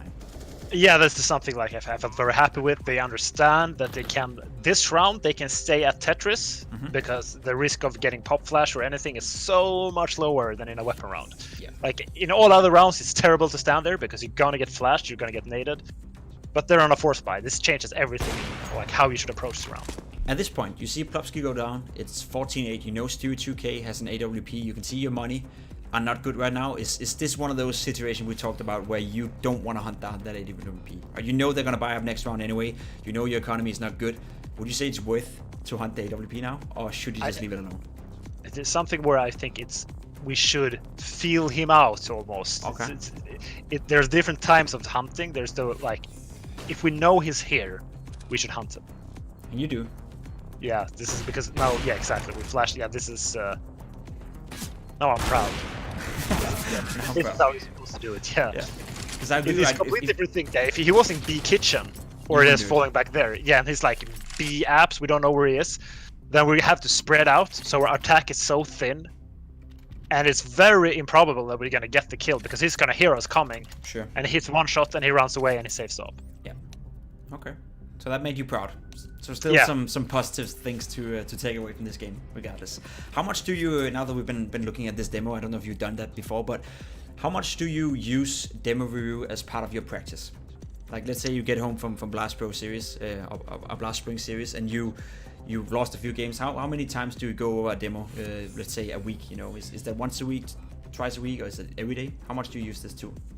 I usually watch this like 2 or 3 times, focusing on like weapon rounds.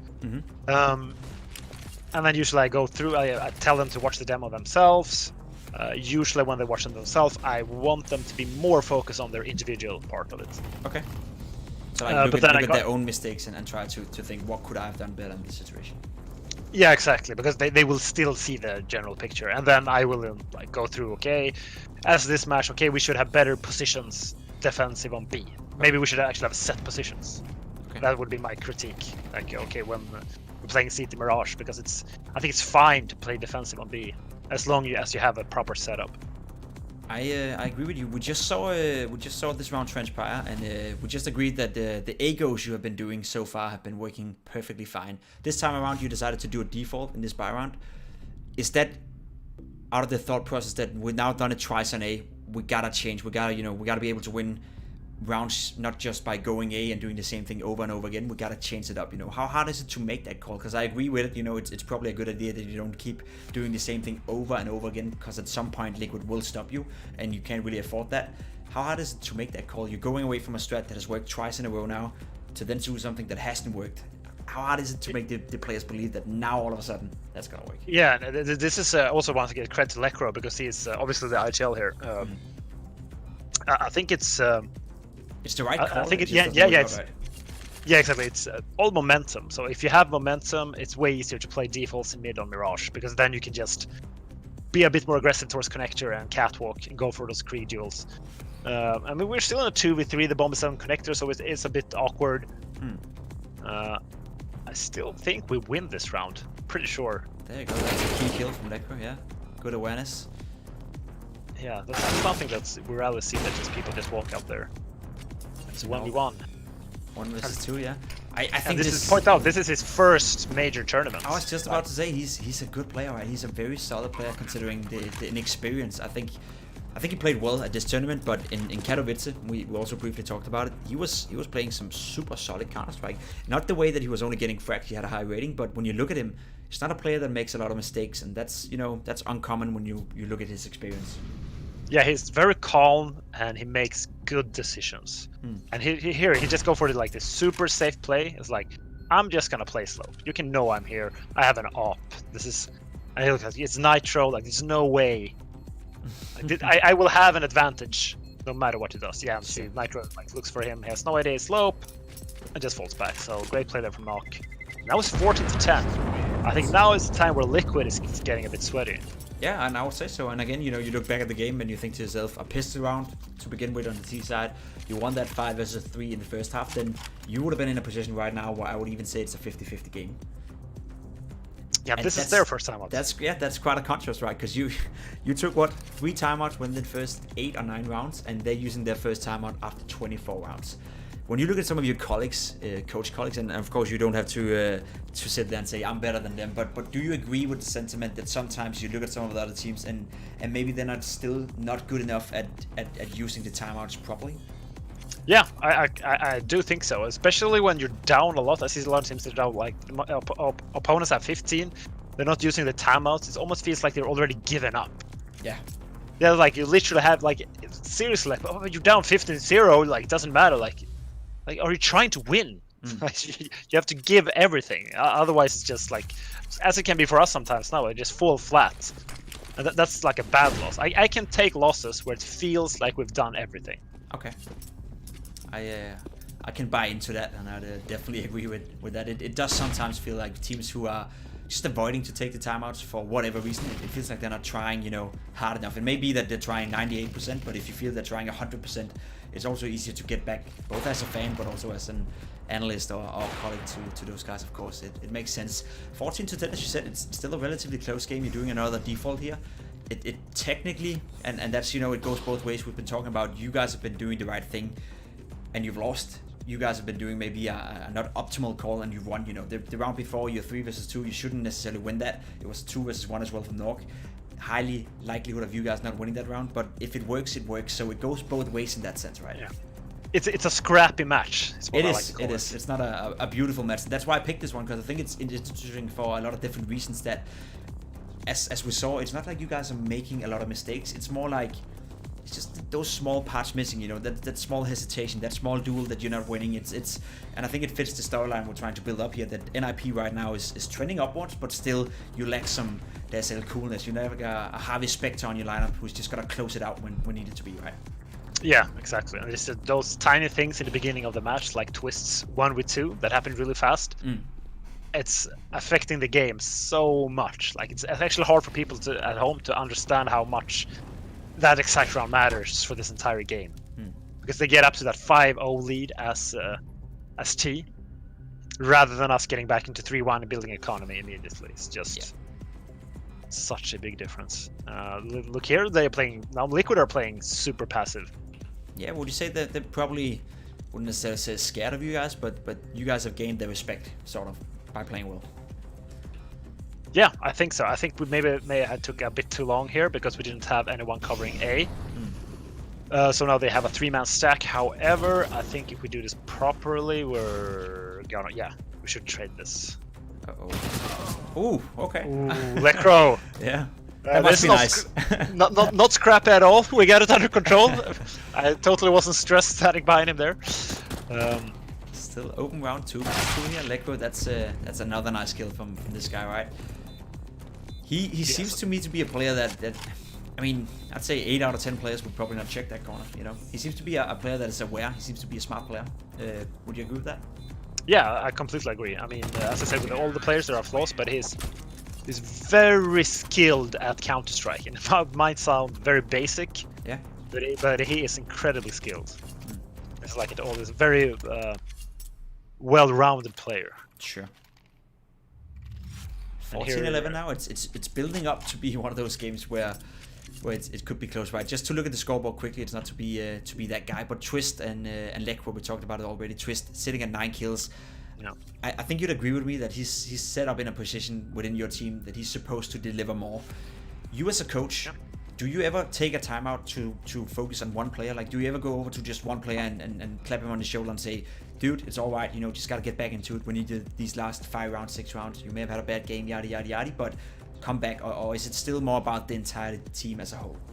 It's usually about the entire team. I mean, I could add something where it's like, oh, Jonas, you were so unlucky there. I saw what happened. You will get them next time. Yeah. But I tend to try and keep it focused. I would never be like negative. It's like, what the hell are you doing on B, Twist? Yeah, that would be like... That'd be bad coaching, wouldn't it? Yeah. So here we go for a fast default. Yeah, turning up the tempo a little bit. Yeah, I was just about to say that, you know, playing in different tempos, I guess, is also a big part of Counter-Strike. Now, Plopsky, he's gonna face some action over here potentially, but the fact that you're changing up the tempo, that's a decision you make as a team in order to spice it up a little bit. That's not, you know, random just for the unaware viewer out there. That's something you do because you want to make sure that Liquid doesn't get too comfortable with the way you're playing. Yeah, I would say that Liquid is actually doing good adaptations here. I mean, they can tell we're putting a lot of emphasis on middle with utility in the beginning of the rounds. So they're telling us, okay, then we're gonna take ground from you on the side of the maps. So for example, okay, we can just push B apps and take deep control there, which means they will have very early information. So Nitro's position could be very strong if we play the clock too long now. Exactly. Because then he can just peek and it's clear, like no one's B. He's also getting the information super early. So let's say you are gonna fall back to A. If there's nobody, you know, at his position with 20 seconds left, he's well aware that they're not gonna go B, right? So the rotation comes in super early for Liquid. I think it's a fair point you raised, that it's not always about the kills, it's about also the positions you take as counter-terrorists in order to get the information as soon as possible, then to react and make sure that you're stronger on the other side of the map. It's again, we're talking about how complex Counter-Strike is, but I think that's a good point you raise here for the viewer out there. We can see how it plays out, of course. 45 seconds left, you will have to make a move soon. Yeah, now I would say we're playing it quite poorly because we've 35 seconds, the bomb is now getting in and we actually have one guy on A slope. We must fake here, and as they can see, okay, yeah, so we're in a very awkward position right now. We just need to win the trades. That's it, but Liquid, as we talked about, you just stop it here, right? They already have 2 guys on the B bomb side. You guys are only attacking the B bomb side with the bomb and 2 players. You have a guy in Res flanking, that could be a strong position. The problem for you guys is that there's only 20 seconds left, so it's not that they can wait on him to flank, they have to be active as well. So, and Nork, of course, up here is completely isolated from the round. So I would agree with you. Pretty poor round, you know. I think the outcome of this one is probably going to depend on how fast Risk can get into that flank position and if Plopsky and Lekro stays alive. But you don't really have time to wait for them, right? So the timing of it doesn't work out. Yeah, exactly. And to be honest, like Risk getting into such a position is quite lucky because he's probably gonna meet someone in spawn that's gonna spot him. Yeah. So it's just by chance that no one is there, and this actually wins us the round. So I think if Nok would have been with the guys in B apps earlier, I think the call would have been good because then it would have been a simple 4 guys contact B play with Rest trying to go for the flank. That makes perfect sense. But Nok being in A slope is we're just too spread out. Okay, and I love that. You know, I love that you're able, and that's something again the viewers out there can probably learn from, the fact that you're winning a round, but you're still open to the fact that it wasn't perfect, right? You still didn't do it good enough. You can still optimize. You can still do better because next time you may lose this exact same round, so you're still, you know, aiming to get better. And I think that's, you know, a culture problem we have, at least in Denmark right now. When people are playing Face It, they think if they win the duel, if they win the round, then they didn't do any mistakes at all, you know. But there's more to it. It's a more complex situation. So another great example I feel of you winning a round, but you as a coach still not happy with how it turned out. Yeah, exactly, because that entire round came down to Rest not meeting anyone in CT spawn. Yeah, so like if he would have done that, I mean, even if it was been a duel, they would have known, and they had 2 guys on B. Now we just get 2 kills from behind on B, then obviously we win the round. This is getting quite close now. 14-12 again. I said the scoreline was lying throughout the entire game. You probably would have won this game, or you probably would have been in a good position had you capitalized. And I think that's, you know, again, the storyline is building up pretty well here. NiP, lots of potential. You just lack that last little, you know, that last little finish. Yeah, absolutely. I mean, we have the individual skill. As you can see in these scrappy rounds, we can beat Liquid in scrappiness on Mirage. Sure. So it's not like we don't need more aim right now. We just need to be more analytical and just be more mature in these situations. And I guess that's also a way of saying that right now NiP is by no means considering roster changes or anything like that. You're still, you know, comfortable with the lineup you have. Yeah, I mean, there's so many young players, and so like it's rather than if you have an older lineup and it's not working, then it feels like, okay, this is gonna be harder to change. Sure. Yeah. Get the first kill. 14-12. 5 versus 4. This is looking good. Now we're going for faster plays. We knew we have played the clock too much. Well, like tiny detail here, you usually want the guys on slope to take the first contact and the connector guys to take second contact. But yeah, they're low weapons. It's like these are details right now. Easy round, yeah. At this So point, you must be feeling somewhat comfortable as a coach. Like at this point, I don't know if you remember being in London at this exact timing, but right now, you must believe that a win is more than likely, right? You must be feeling that a win is more than possible. I guess is the right term to use. Yeah, I heard what you say. That just your microphone just shuts down. Oh, okay, sure. Yeah, I'm a bit worried. I'm a bit worried that they will start overthinking it now. Okay. Yeah, because now we're not in the lead, but I don't remember. Do you have more timeouts left? I think we have 1. So why don't you use it? Yes, a good point. Yeah. Something I can improve. Yeah, this would actually be a good place to take it. I do think we. Oh no, it's not this round. Oh no. I'm gonna go away. Okay, what is going on? Let's see. This is like PTSD trauma. Okay, you're in a 5 versus 3 now. Oh no! Yeah, this. Talk us through it. Stay here, stay sane. Yeah. Okay. 14-13. You're making a great comeback again as one of the best teams in the world at a LAN tournament. You're 5 versus 3. Duet, what's going on? What's going on is we have a 5v3, and now things are getting a bit hectic in TeamSpeak. Because we know we're supposed to win this round. Sure. So all of a sudden it's a bit more nervous, like we can't lose this round. So people are getting a bit stressed. I remember this. We did pick up the bomb. Maybe, no, I think it is this round. It's not the next one. If we just stop it here, right? You have a pretty good position right now. Yeah, it is this one. No, so at least 4 guys to be. Yeah, so this is what happens, right? Elish pushes slope.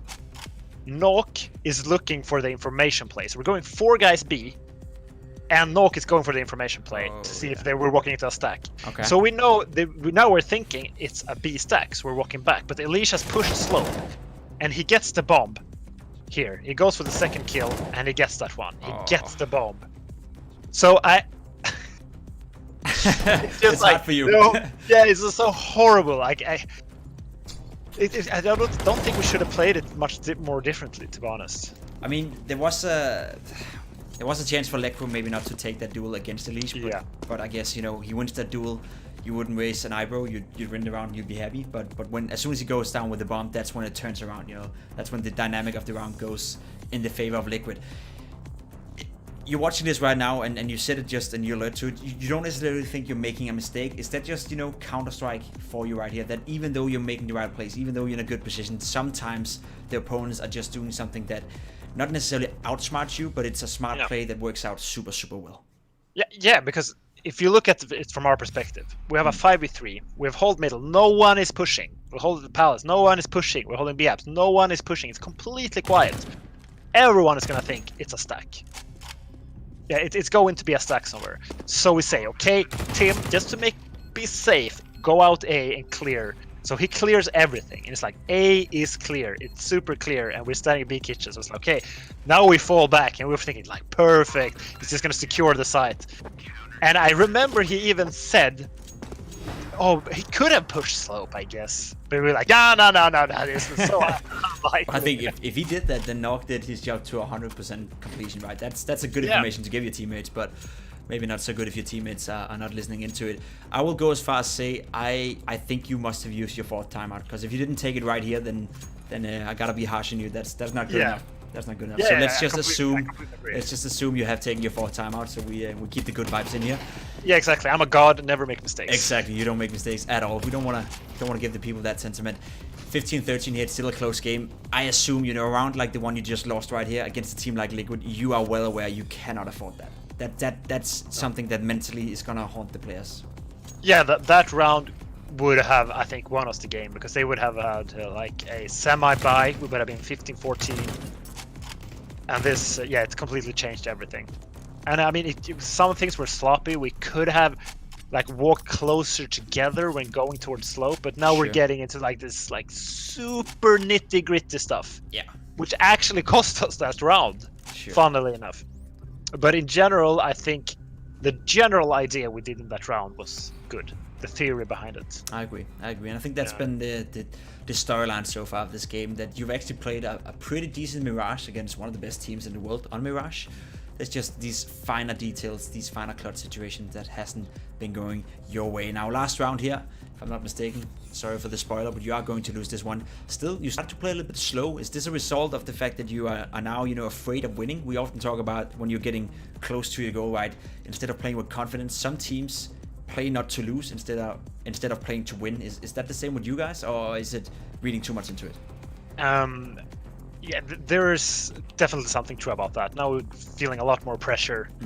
Now we can actually lose. And that's the thing you've been saying, you don't handle pressure well right now. Yeah, and this is a good response from Liquid. Now they're doing what we're doing. They're just gonna say, "Oh, you're in an awkward position now. You have to do an execute on us." Yeah, that's always hard to, like, you have to make the call as T. We do get the first kill, and I actually think you might be wrong here. Oh yeah? Yeah, I think we actually win this one. I'm wrong. I'm definitely wrong. Unless we're doing something. Yeah, I would totally have the double PTSD if we lost this one now. You're right. You're right. I was thinking about another game. We picked a longer one here for you. Yeah, so I actually think this does go. I mean, I know we'll lose it, so that was spoiled. But I think this actually does go to overtime. It does. It does. Yeah. We're just gonna watch the first 15 rounds. Yeah, you know, it's not more. This is it's not about whether you're winning or losing. We can establish you're losing, but the thought process behind it. 15-14. I think, you know, despite what you've said today, that you're not handling pressure that well, that you're still a young team, still an inexperienced team. But I think, you know, just by watching this game again, it gives me even more confidence in the fact that you guys are getting better. It's going the right way for you guys, because you're not handling that pressure too bad here. I know there's a few rounds you should have won, but that goes for Liquid as well. That goes for all the teams out there. Even Astralis sometimes mess up. That's part of playing Counter-Strike. So when you're rewatching this demo with me right now, you're sitting back with a somewhat okay feeling, right? It's not that a bad feeling. It's not a you being disappointed as a coach right now. No, I mean, there's a lot of mistakes, obviously. I think the beginning of, like, the CT side, a bit iffy sometimes, but it's usually just more minor things, just like actual positioning on the site rather than game theory. Like, let's say someone was just playing it completely wrong, just going aggressive all the time. That's not happening. Okay. Yeah, so I think I was quite satisfied with this map. This is not one of those maps where we just completely fell flat, as we can do sometimes. As you can do sometimes, and as we already spoiled a little bit, you're going back to what worked the best. Seems like the Virtus Pro. Funny little detail. Seems like the Virtus Pro, and I think there's a Molotov top ramp right there. And don't get me wrong here. I think that's a mistake, isn't it? Yeah, that would be a very strong position, though. Yeah, I mean, if you can boost up there, then sure thing. You're making sure he's not sitting on top of you. I like the innovative playstyle, but another great A execute, and that's exactly what I was talking about before. You're going back to what you know worked. I would say, just by judging this game as well, Leko has been the in-game leader. You haven't taken a timeout in 7 or 8 rounds. He's been doing a pretty good job here. Yeah, he has very good understanding of the T side, mixing up executes with mid pushes, going for, I would even say, even though we lost that round, the terrible round versus the Leech, sure, the calling was perfect. Yep. Right. Like, we go 4 people, we are 4 in B apps, he's pushing out Palace, no one's there. And, like, if you have been an IGL, it's not easy to just get 4 people to be together in time to a site. Like sometimes like, but I'm close to connector. Oh no, you win. There you go. No time for it. Perfect. Not even word as a coach, you know. Especially because you can't hear the bomb timer as a coach. No, exactly. I can imagine you just watching people's face and you just like, oh, come on. There we go. That's a nice game. I really did enjoy watching this game. Would you just to round it off? Would you rather quickly here?